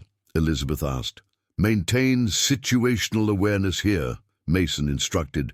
Monitor communication channels, track law enforcement movements, and implement community protection protocols if needed. If Harrington detects the operation, he may attempt diversionary actions against vulnerable targets. As darkness settled over the farm, Mason prepared for departure. The equipment he selected for tonight's mission emphasized electronic warfare capabilities rather than direct action. Tools, devices designed to disrupt, degrade, and deceive rather than destroy. Communications check every 30 minutes, he instructed Earl, who would coordinate from the farm's operations center. If I miss 2 consecutive checks, implement contingency protocol Delta. Earl nodded grimly. The distress signal to Westfield. Only as a last resort, Mason confirmed. Official involvement complicates the operational picture, but it's preferable to mission failure if containment becomes impossible. Mason departed under cover of darkness, using a different route than previous. Operations. Maintaining unpredictability was essential to operational security. Tonight's approach took him through agricultural drainage systems that interconnected properties across the county, providing concealed movement corridors below Harrington's surveillance network. 2 miles from the compound, Mason established a forward equipment cache and conducted final preparations. The intelligence gathered during previous phases had identified key vulnerabilities in Harrington's operations. dependencies that, when disrupted, would create disproportionate effects across his organization. Approaching the compound from the western perimeter, Mason observed increased security measures, additional patrols, enhanced lighting, and visible tension among personnel. His psychological operations were having the intended effect, creating an atmosphere of uncertainty and heightened alert. Rather than attempting to penetrate the enhanced security directly, Mason implemented an alternative approach. Using the remote activation capabilities of devices planted during his previous infiltration, he initiated a sequence of minor malfunctions across the compound's western sector: power fluctuations, communication static, and security sensor anomalies. The response was immediate and predictable. Security personnel redirected to investigate the disruptions, creating openings in coverage at other sectors. Mason exploited these gaps, accessing the compound through a maintenance tunnel beneath the vehicle depot, a vulnerability identified during intelligence gathering, but left deliberately unexploited until needed. Inside the compound, Mason moved with practiced efficiency between security zones, utilizing the disruptions he'd initiated as cover for his movements. The objective tonight wasn't comprehensive infiltration, but targeted access to specific operational nodes. The first target was Harrington's vehicle maintenance facility. During previous observation, Mason had identified this as a critical dependency. The specialized vehicles used for intimidation operations were maintained here, including the communication and surveillance equipment essential to coordinated activities. Accessing the facility required bypassing electronic security measures, card readers, motion sensors, and camera systems. Using techniques developed for denied area operations, Mason created localized electronic disruptions that provided a narrow window for undetected entry. Inside, he found the expected array of tactical vehicles, modified trucks and SUVs equipped for rural operations and intimidation displays. Rather than disable these assets directly, Mason implemented more subtle measures, installing specialized devices on key electronic control modules that would create intermittent, unpredictable performance issues under specific operational conditions. No single malfunction would be catastrophic, but collectively they would degrade operational capability while creating uncertainty about vehicle reliability. A psychological impact that extended beyond mere mechanical disruption. With the vehicles addressed, Mason proceeded to his second objective, the compound's communication center. Intelligence gathered previously had identified this as Harrington's primary command and control node, coordinating activities across multiple counties. Security here had been enhanced since his previous infiltration. Additional guards, new access, protocols, and what appeared to be counter-surveillance measures. Adapting to these changes required modified tactics, utilizing the psychological pressure already established to create exploitable opportunities. From a concealed position, Mason activated another sequence of his pre-positioned devices, creating a pattern of system anomalies that demanded security response. When guards were redirected to investigate, he accessed the communications center through a maintenance access point that bypassed primary security measures. Inside, Mason found confirmation of operational assessments, communication equipment, monitoring activities across the region, coordination schedules for acquisitions, and most significantly, detailed tactical plans for operations against properties that had resisted Harrington's offers.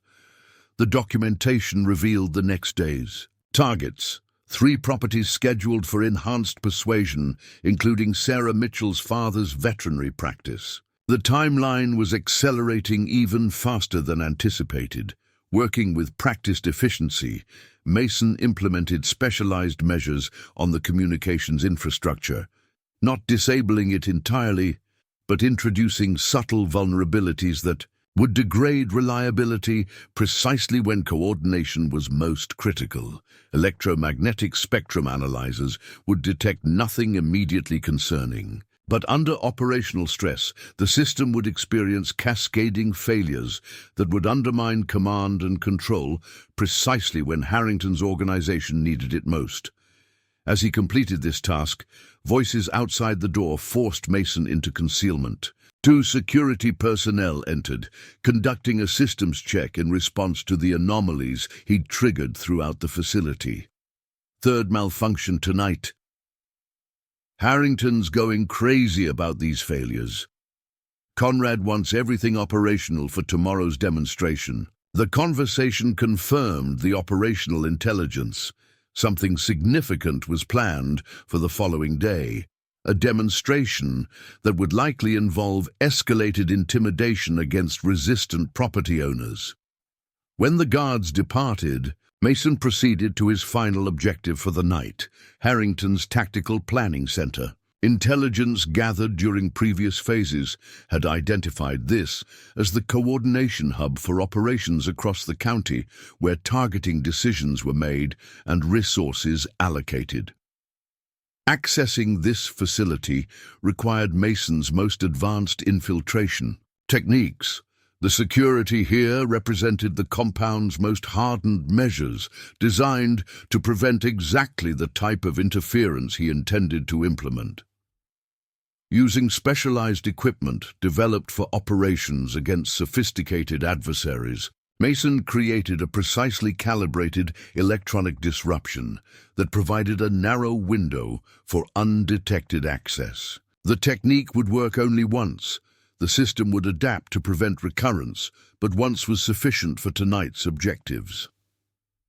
Inside the planning center, Mason found detailed operational maps of the county, with properties color-coded. According to acquisition status, red markers indicated targets for enhanced persuasion, a clinical euphemism for the escalated intimidation tactics Harrington employed against stubborn resistance. Most concerning was a separate category marked with black indicators, properties designated for terminal resolution if other measures failed. The Mitchell veterinary practice appeared in this category, along with 2 other properties situated above critical aquifer access points. The implications were clear. Harrington wasn't merely planning intimidation. He was prepared to eliminate obstacles permanently if necessary to secure control of the water resources.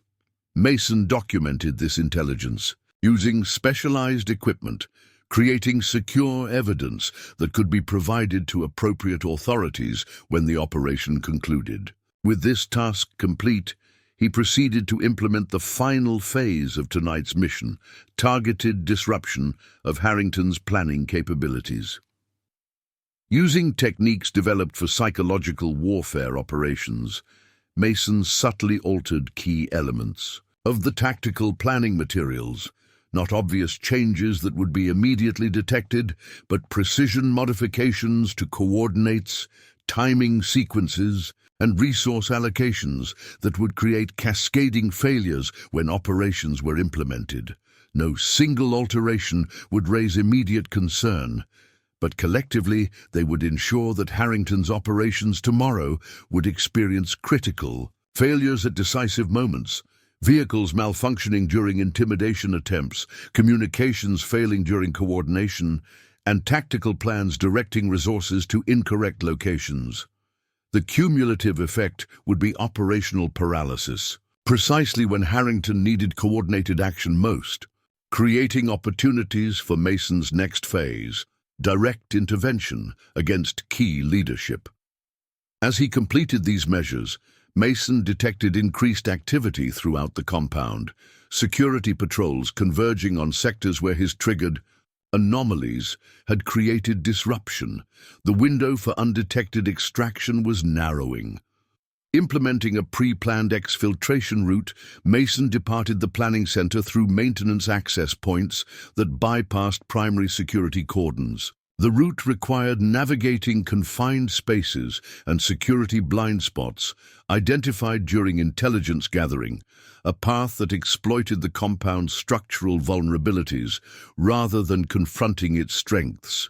Reaching the perimeter required timing movements precisely between security patrols, utilizing the disruptions he'd triggered as diversionary cover. When a momentary gap appeared in the coverage pattern, Mason extracted through the same maintenance tunnel that had provided entry, leaving no evidence of his presence beyond the carefully implemented measures designed to undermine Harrington's operations. 2 miles from the compound, Mason reached his equipment cache and established secure communications with Earl. Phase 3 complete, he reported. Intelligence confirms an accelerated timeline. Operations against resistant properties scheduled for tomorrow, including Mitchell veterinary practice. Understood, Earl responded through the encrypted channel. The situation in town is deteriorating. Sheriff's deputies conducted safety inspections at 6 more properties today.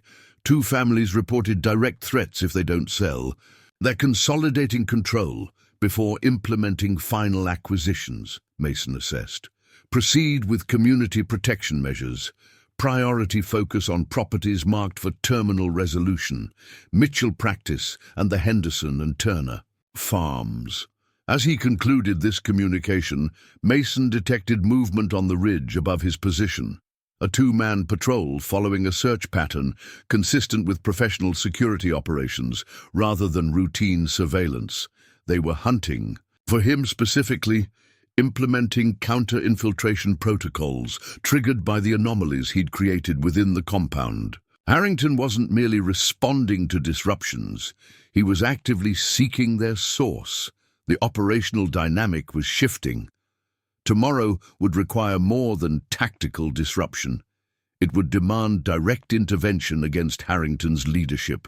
Before they implemented their terminal resolution protocols against resistant properties, the Ghost wasn't just creating fear anymore. He was preparing to strike. The first hint of dawn found Mason already in position overlooking the Mitchell veterinary practice.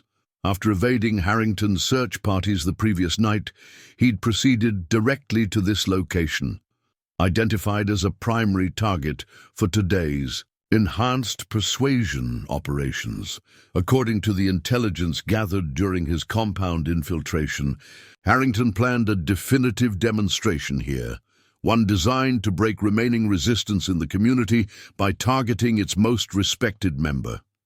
Mason had established his observation post in the hayloft of an adjacent barn, providing clear sightlines to all approach routes while remaining undetectable to conventional surveillance. The specialized equipment arrayed before him reflected the operation's transition from disruption to direct intervention.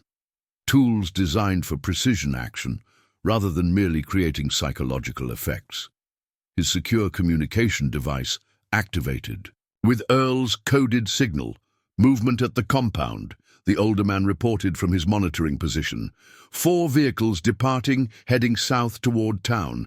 Configuration matches their standard intimidation protocol, lead and follow security. Vehicles, primary action team in center vehicles. Understood, Mason acknowledged. Estimated time of arrival at Mitchell Practice? Approximately 20 minutes, based on current route and speed. Mason checked his preparations one final time. The measures implemented during his infiltration would already be affecting Harrington's operations. Communications experiencing intermittent failures, vehicles developing unpredictable issues, and coordination plans directing resources to incorrect locations. These disruptions would create operational confusion, but wouldn't prevent the core team from reaching primary targets. That required direct intervention. At the veterinary practice below, Dr. Mitchell had arrived early for his usual morning routine, checking overnight patients, preparing medications, and organizing the day's appointments. Unaware of the approaching threat, he moved with the unhurried confidence of a man in his element. Sarah Mitchell had positioned herself inside the practice's reception area, ostensibly helping her father with administrative work, while actually implementing Mason's protection protocols. The veterinary practice had been subtly modified overnight, access points reinforced, communication systems enhanced, and specialized defensive measures installed at key locations. Not obvious fortifications that would telegraph preparation, but carefully implemented countermeasures that would provide critical advantages if confrontation became unavoidable. Through his observation equipment, Mason detected the approach of Harrington's convoy.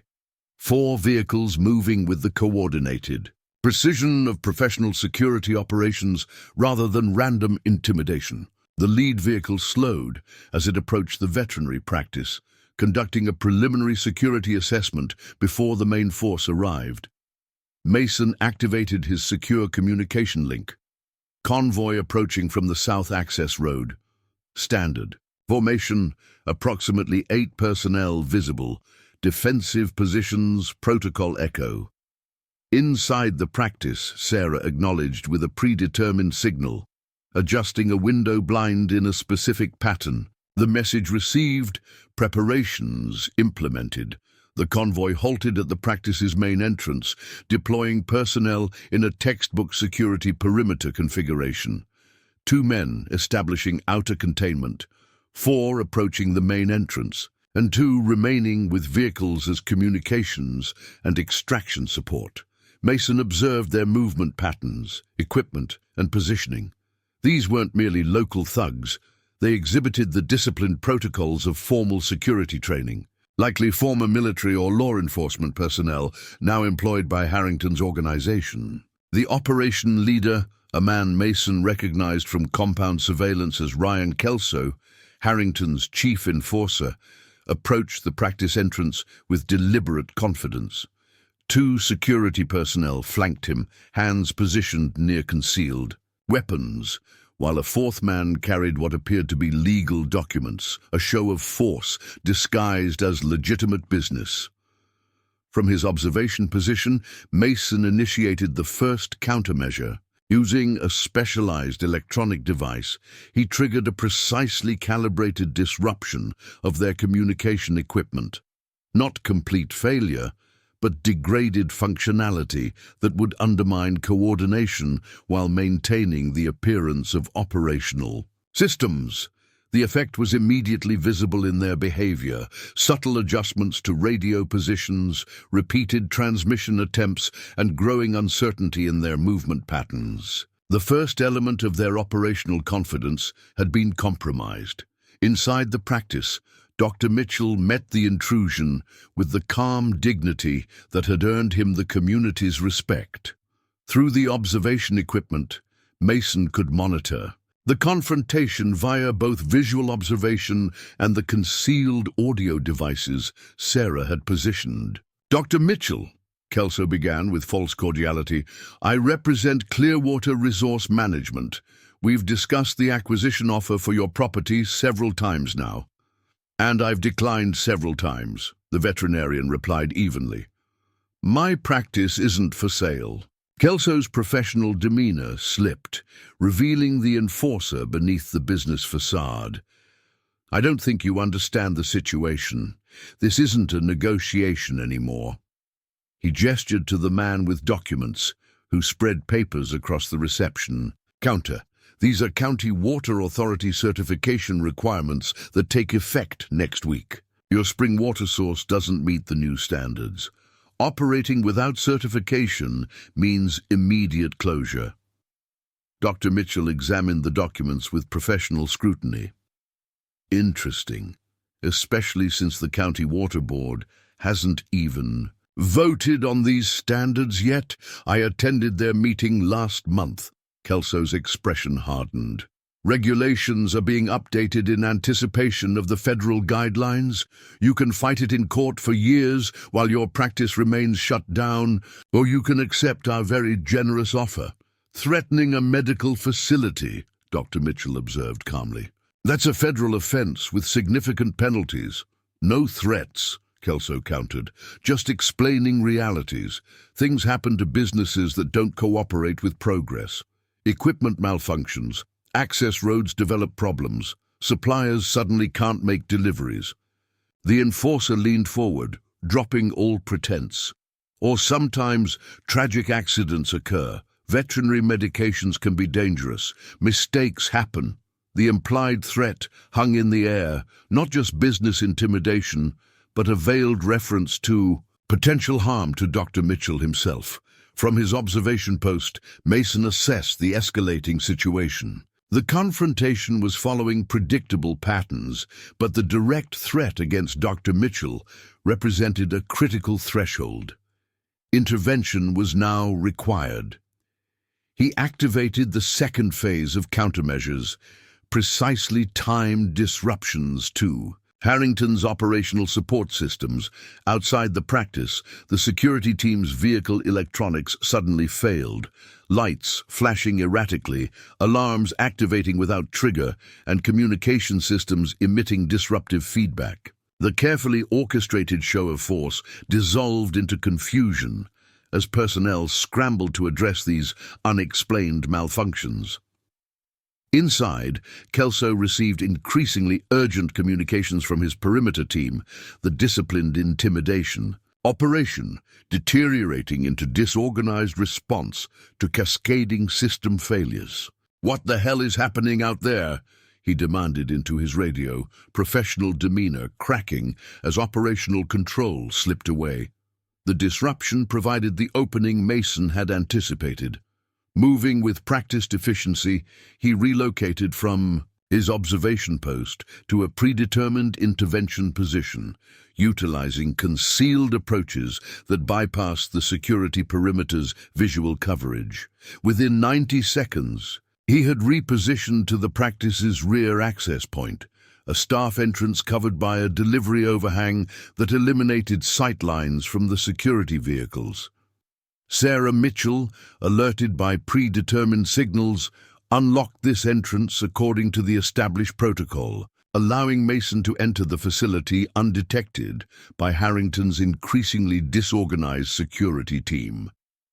Inside, Mason moved with silent efficiency through the back office area, accessing the main reception space through a connecting corridor that provided concealment until the precise moment of intervention.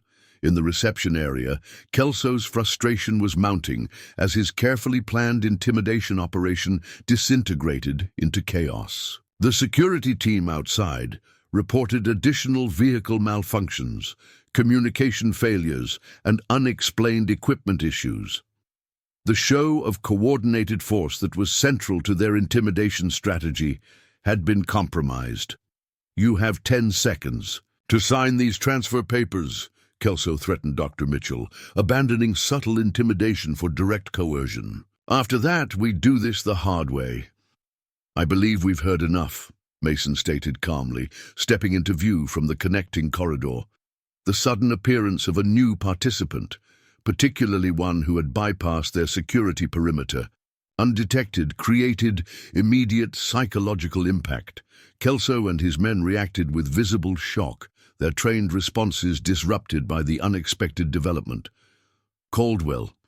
Kelso recovered quickly, recognition flashing across his face.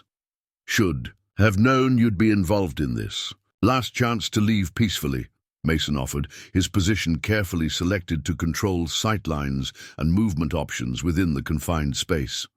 "Take your men, your fraudulent documents, and your threats, and exit the property." Kelso's laugh held no humor. "You think you're in control here? I've got 8 men with me, you're alone?" "Am I?" Mason responded with quiet confidence. As if on cue, the security team's radios crackled with increasingly urgent reports. Perimeter breaches at multiple points, additional vehicles approaching from unmarked access roads, and unidentified movement. In adjacent properties, the reports were largely manufactured, tactical deception implemented through the electronic countermeasures Mason had deployed. But the psychological impact was real, creating the perception of a coordinated response rather than a single defender. Kelso's tactical assessment visibly shifted, uncertainty replacing confidence as the operational picture deteriorated. His hand moved toward his concealed weapon, not drawing yet, but preparing for escalation. That would be a mistake, Mason advised, his voice carrying an authority that made two of Kelso's men hesitate. Your communication systems are compromised, your vehicles disabled, and your perimeter breached. Tactical advantage has shifted. The enforcer's eyes narrowed, reassessing the situation with professional calculation. You're bluffing. This is just you and the old vet. Test that theory, Mason challenged. But before you do, you should know that everything happening here, including your threats against a medical professional, has been documented and transmitted to appropriate authorities. Escalation now only worsens your legal position. The claim, while tactically effective, wasn't entirely accurate. Mason had indeed documented the confrontation, but transmission had been limited to Earl's secure monitoring position rather than law enforcement channels. Strategic deception was an essential element in asymmetrical operations. Kelso's confidence continued eroding as outside reports indicated further deterioration of his tactical position.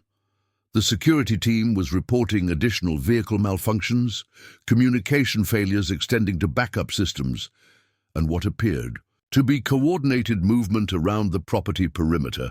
Mason observed these psychological effects with professional detachment. The operation was proceeding according to established parameters, creating the perception of overwhelming opposition rather than engaging in direct confrontation. Dr. Mitchell, recognizing the tactical opening, gathered the fraudulent documents and returned them to Kelso's associate. I believe our business is concluded. Please leave my property immediately. The measured authority in the veterinarian's voice, combined with the deteriorating tactical situation, pushed Kelso toward the decision point Mason had orchestrated: withdraw or escalate against increasingly unfavorable odds. For a moment, the outcome balanced on a knife's edge. Kelso's hand remained near his weapon, professional pride warring with tactical assessment. Mason shifted his stance slightly, a minimal movement that nonetheless communicated his readiness for whatever choice Kelso made. The enforcer's eyes tracked this adjustment, recognition flickering across his features as he processed its implications. We're done here, Kelso decided finally, signaling his men to withdraw. For now. As they moved toward the exit, Mason maintained his position, controlling the interaction until they had fully withdrawn from the building. Through the practice windows, he observed their disorganized extraction, vehicles with intermittent electrical issues, communication systems experiencing continued failures, and coordinated movement disrupted by uncertainty about the tactical environment. Once they had departed, Sarah secured the facility while Mason conducted a comprehensive security assessment. The confrontation had been resolved without direct engagement, but Harrington's operation wouldn't accept defeat so easily.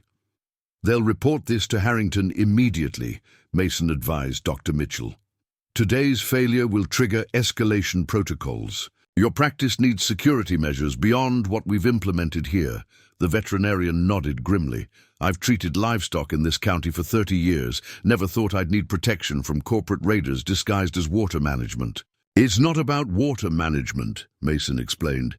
It's about controlling the future of this region through resource capture. Your property's spring is a key access point to the northern aquifer.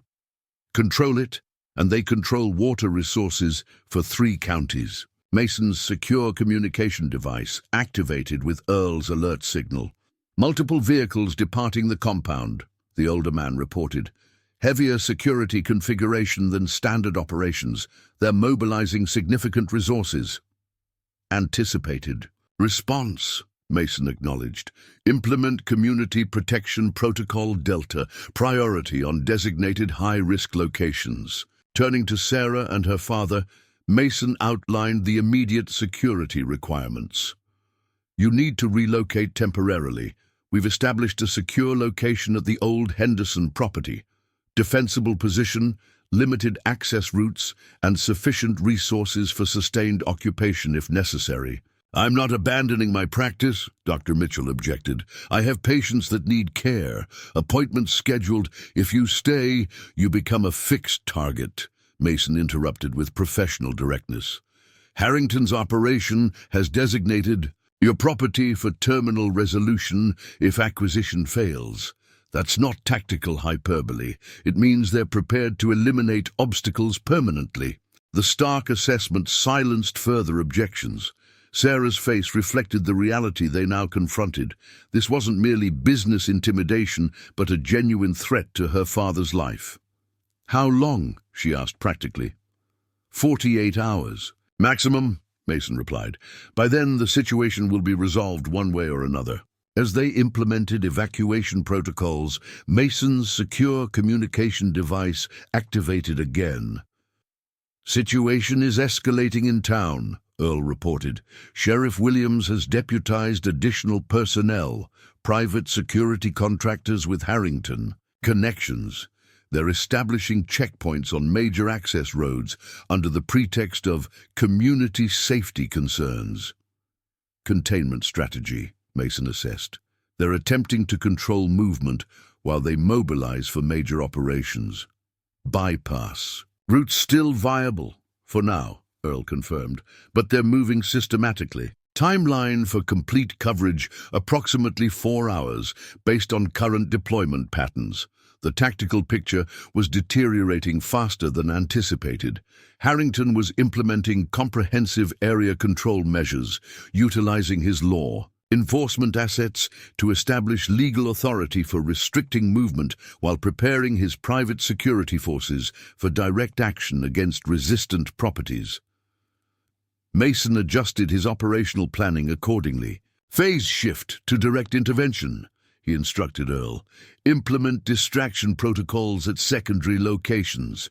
Draw attention away from evacuation corridors. With Dr. Mitchell and Sarah prepared for evacuation, Mason escorted them through a predetermined route that bypassed likely surveillance positions and emerging checkpoint locations. Using agricultural access roads and property easements, they navigated around Harrington's expanding control measures.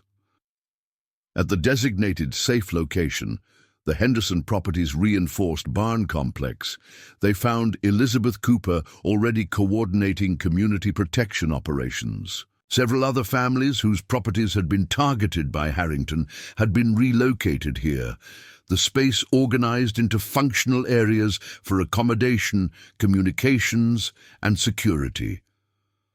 3 more families arriving within the hour, Elizabeth reported as Mason completed a security assessment of the facility.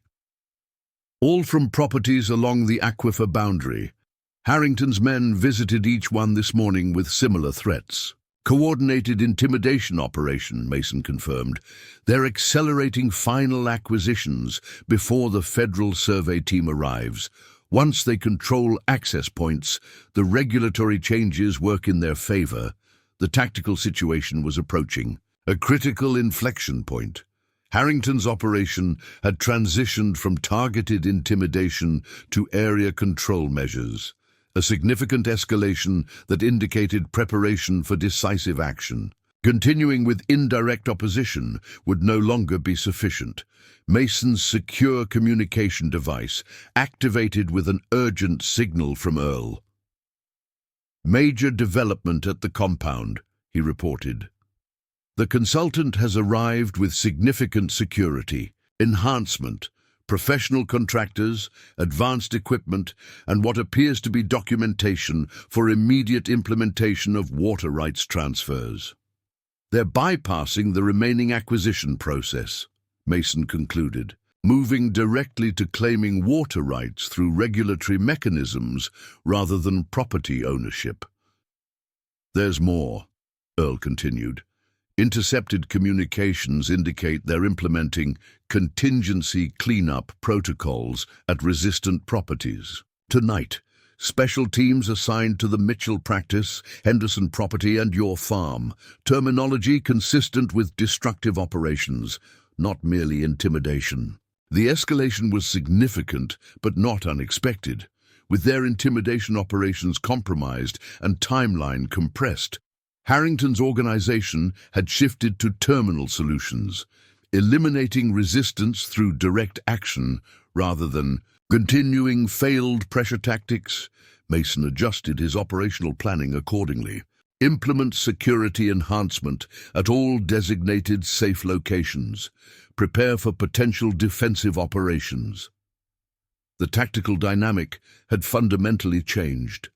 Until now, Mason had focused on disrupting Harrington's operations while gathering intelligence and protecting vulnerable community members. This approach had succeeded in delaying their timeline and preserving key properties, but the shift to contingency cleanup protocols meant defensive measures alone would no longer be sufficient. The operation needed to transition to its final phase, direct action against Harrington's leadership and command structure. "I need to return to the farm," Mason informed the others. "Harrington will deploy his special teams tonight. We need to be prepared to receive them appropriately." "You mean set a trap," Elizabeth observed. "I mean create a decisive engagement." "Opportunity," Mason corrected. "Draw their primary operational elements into a predetermined environment where tactical advantages favor our position rather than theirs." Sarah studied his expression with growing understanding. "You're going to use yourself as bait, draw them to your farm, instead of having them target multiple locations. Concentrated force is more effective than dispersed operations," Mason confirmed. "They believe I'm the primary obstacle to their timeline. Present a high-value target, and they'll prioritize accordingly." "That's deliberately putting yourself in danger," Dr. Mitchell objected. "That's controlling the battlefield," Mason countered. "Choose the time, location, and conditions for engagement rather than reacting to their initiative." As they discussed operational details, Mason's secure communication device activated with a priority signal, the emergency protocol established with Westfield. "Caldwell," the colonel's voice came through with minimal distortion. "Situation has elevated beyond county boundaries. Federal resources are being deployed to address corporate water rights violations across 3 states. Harrington's operation is under investigation for multiple regulatory infractions." "Timeline?" Mason asked, immediately assessing how this development affected operational planning. "Federal teams arriving within 72 hours, Westfield reported. But intelligence indicates Harrington's operation is aware of the pending intervention. They're accelerating all acquisition activities and implementing containment protocols for potential evidence elimination, including witnesses," Mason concluded. "They're preparing scorched earth contingencies before federal authorities arrive." "Correct assessment," Westfield confirmed. "We can provide official support in 24 hours minimum. Until then, you're operating without sanction." "Understood," Mason acknowledged. "We'll implement appropriate countermeasures." As this communication concluded, Mason finalized operational planning with his small team. The situation had evolved. Beyond community protection to active defense against imminent threat, Harrington's organization was preparing elimination operations that endangered multiple community members. "Elizabeth, maintain security coordination here. Implement communications blackout protocols and prepare defensive positions. Earl, continue monitoring Harrington's operations from your observation post. Sarah, assist with evacuating any remaining vulnerable residents to secondary safe locations." As Mason prepared to depart, Elizabeth asked the question hanging unspoken in the air. "What exactly are you planning at your farm?" Mason checked his specialized equipment with methodical precision. "Harrington's operation succeeds through intimidation. and overwhelming force against unprepared targets. Tonight, they'll encounter something different. "The ghost," Sarah said quietly. Mason nodded once, his expression revealing nothing of the tactical calculations already forming in his mind. Time. To remind them why that name once meant something in operational theaters across 3 continents. As he departed the Henderson property, Mason's thoughts weren't on the confrontation to come, but on the systemic vulnerabilities he'd identified in Harrington's operation, dependencies, weaknesses, and critical failure points that, when properly leveraged, would collapse their organizational structure from within. Tonight, Harrington would learn the fundamental difference between employing violence and understanding it, between using force and mastering it. The trap was about to be set. Twilight settled over Mason's farm as he completed final preparations. The property had been transformed from a working agricultural operation into something entirely different, a carefully orchestrated engagement zone where every element served a tactical purpose. The fields surrounding the main structures had been subtly modified, irrigation channels adjusted, equipment positioned, and specialized devices installed at strategic intervals. To the untrained eye, nothing appeared unusual. To those with tactical assessment capabilities, the farm had become something far more dangerous. A kill box designed by someone intimately familiar with asymmetrical warfare. From his position in the equipment barn, Mason monitored surveillance feeds showing all approach vectors to the property. Earl's intelligence from the observation post had confirmed Harrington's operational timeline.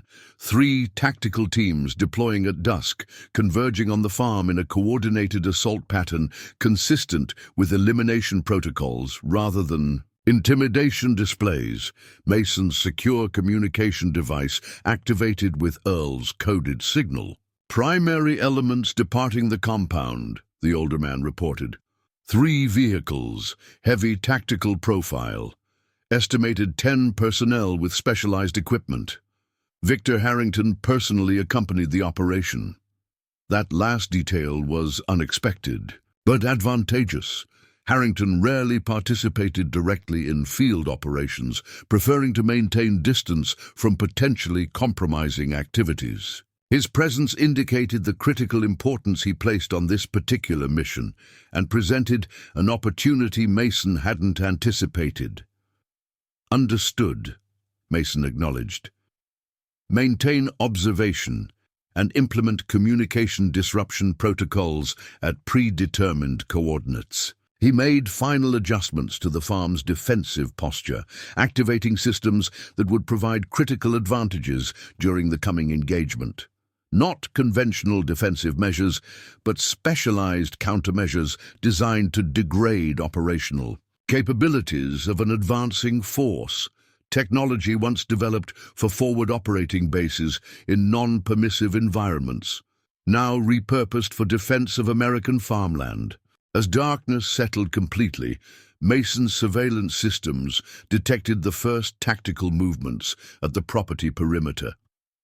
Harrington's teams were implementing a standard 3-point containment approach, establishing blocking positions at key exit routes before the main assault element moved on the primary target.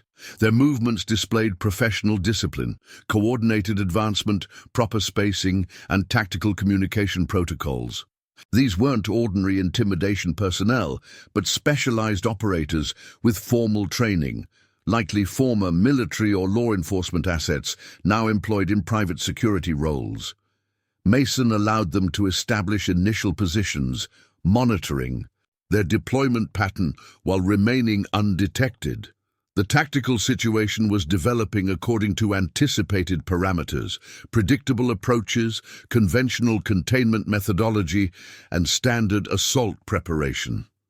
When the containment elements were in position, Mason activated the first countermeasure sequence. Specialized devices installed throughout the outer fields created precisely calibrated disruptions to their tactical communications.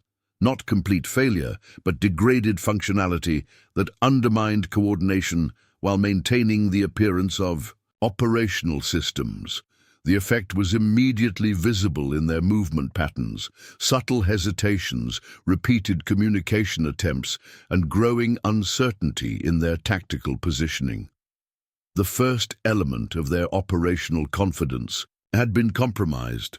As the main assault element approached the central farm structures, Mason initiated the second countermeasure phase. Irrigation channels that had been modified during preparation suddenly activated, releasing precisely directed water flows that transformed solid ground into unstable terrain at critical approach vectors. The effect wasn't immediately catastrophic, but created significant mobility restrictions, forcing the assault team to abandon their planned routes and divert to secondary approaches where additional countermeasures awaited deployment.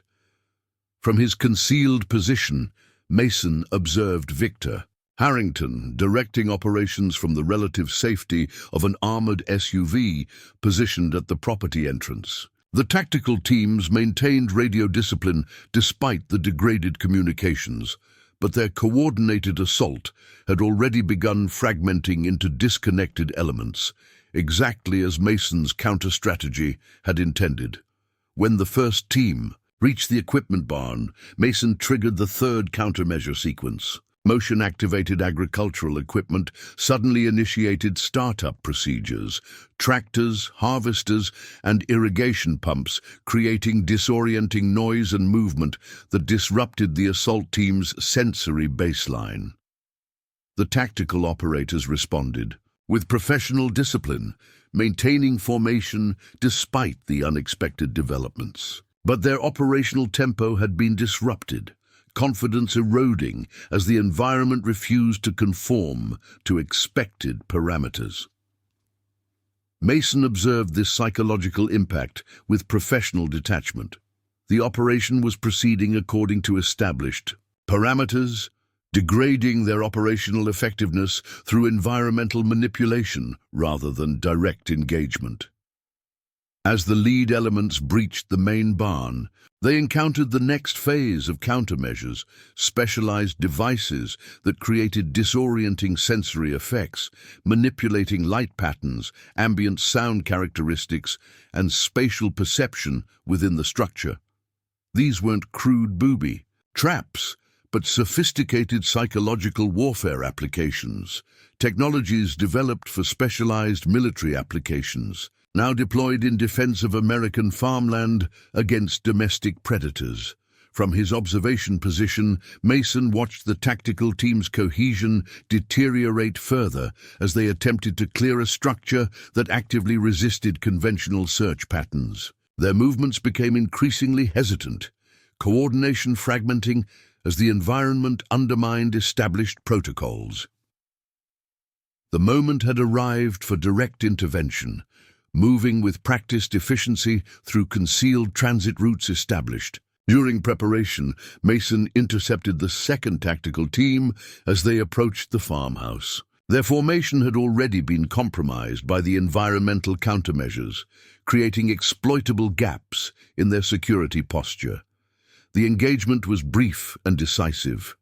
Using specialized, non-lethal applications of his military training, Mason neutralized 3 operators in rapid succession before they could effectively respond.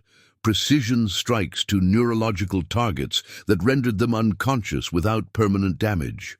The remaining team members responded with professional discipline, but found themselves operating in an environment specifically engineered to negate their tactical advantages. Disorienting lighting conditions, unstable footing, and manipulated acoustic properties that distorted directional awareness. Within 90 seconds, the entire second team had been neutralized, incapacitated, but not seriously injured, their weapons secured and communications equipment disabled. Victor Harrington, monitoring the operation from his command vehicle, registered the tactical deterioration. With growing alarm, the operation that had begun as a coordinated elimination of a troublesome farmer had transformed into something entirely different.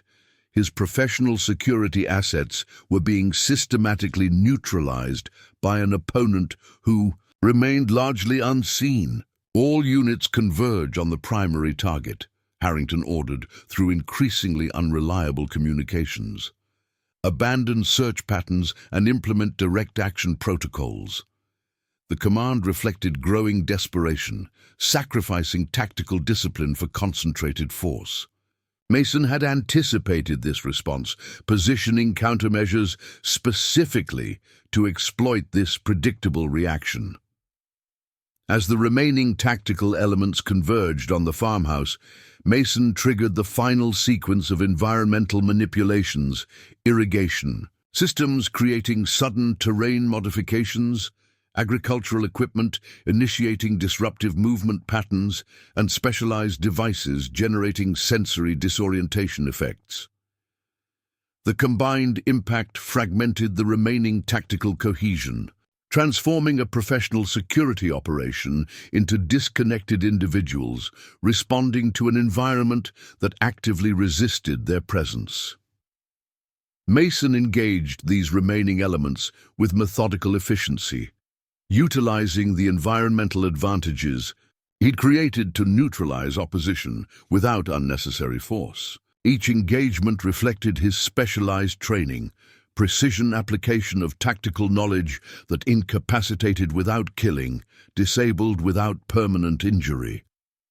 Within minutes, Harrington's entire tactical force had been neutralized, professional operators rendered ineffective by an environment specifically engineered to defeat their capabilities, and an opponent whose understanding of asymmetrical warfare exceeded their conventional tactical training. Victor Harrington, now isolated in his command vehicle as his operation disintegrated, around him faced the reality of comprehensive tactical failure. The elimination operation he had personally authorized had been systematically dismantled by the very target it was meant to remove. As Harrington attempted to call for reinforcements, the vehicle's door opened unexpectedly. Mason Caldwell stood there, utterly calm, despite the chaos that had consumed the property minutes before. "Your tactical teams have been neutralized," Mason informed him without emotion. "Your communications are compromised. Your operation has failed." Harrington reached for a concealed weapon, but found his movement arrested by Mason's grip, precisely applied pressure that rendered the action impossible without causing injury. "That would be your final mistake," Mason advised quietly. In the distance, vehicle lights appeared on the access road, not Harrington's reinforcements, but federal authorities responding to the evidence Mason had been methodically gathering throughout the operation. "Those are federal agents," Mason explained, securing Harrington with restraints designed for non-lethal control. "They're very interested in your water rights acquisition scheme, the corporate connections behind it, and particularly the terminal resolution protocols your organization implemented against American citizens." Harrington's face reflected the dawning realization of comprehensive defeat, not merely tactical failure, but strategic collapse of his entire operation. "This is just business," he attempted, desperation evident in his voice. "Corporate resource acquisition happens everywhere. Intimidation, assault, and planned elimination of American citizens isn't business," Mason corrected. "It's a criminal conspiracy, and now it's over." As federal authorities secured the property and took custody of Harrington and his neutralized security personnel, Mason stepped away from the operational area. The Ghost had completed his mission, not through overwhelming force, but through superior understanding of how violence actually functioned, how it could be directed, controlled, and ultimately defeated. 3 days later, Mason surveyed his farm. As the community gathered to help repair damage from the confrontation, the wheat field that Harrington's men had burned was being prepared for replanting, irrigation systems restored to their proper agricultural functions, and the specialized defensive measures carefully removed and secured. Earl Peterson approached, watching the collective effort with satisfaction. Federal authorities have seized Harrington's operation completely. All his water rights acquisitions are being reviewed for legal violations. Sheriff Williams has been removed, pending investigation. Mason nodded. The tactical mission complete. But the community restoration just beginning. Sarah Mitchell joined them. Her father safely returned to his veterinary practice under federal protection while the investigation proceeded. Dad's Spring has been designated a protected water resource. The federal survey team is documenting the entire aquifer as a regulated watershed. And the ghost? Earl asked quietly. Does he return to retirement now that the battle's over? Mason. Watch the community working together to restore what violence had threatened. Neighbors supporting neighbors, building something sustainable rather than exploitative. The ghost was a tactical necessity, he replied, picking up farming tools rather than tactical equipment. Mason Caldwell is a farmer, always has been. As he joined the community rebuilding effort, Mason reflected that true security wasn't found in violence or its applications, but in creating something worth protecting. Sustainable systems, supportive communities, and environments where predators found no easy prey.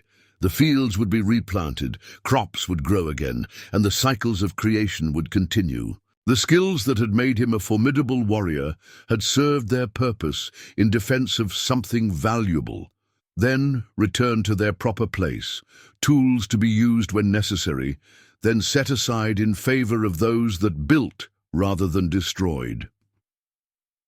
Some battles were fought with specialized training and tactical precision, but the important victories were measured in fields replanted, communities preserved, and peaceful lives continuing undisturbed by those who confused exploitation for progress. Mason Caldwell had won both kinds of battles. The farm would endure.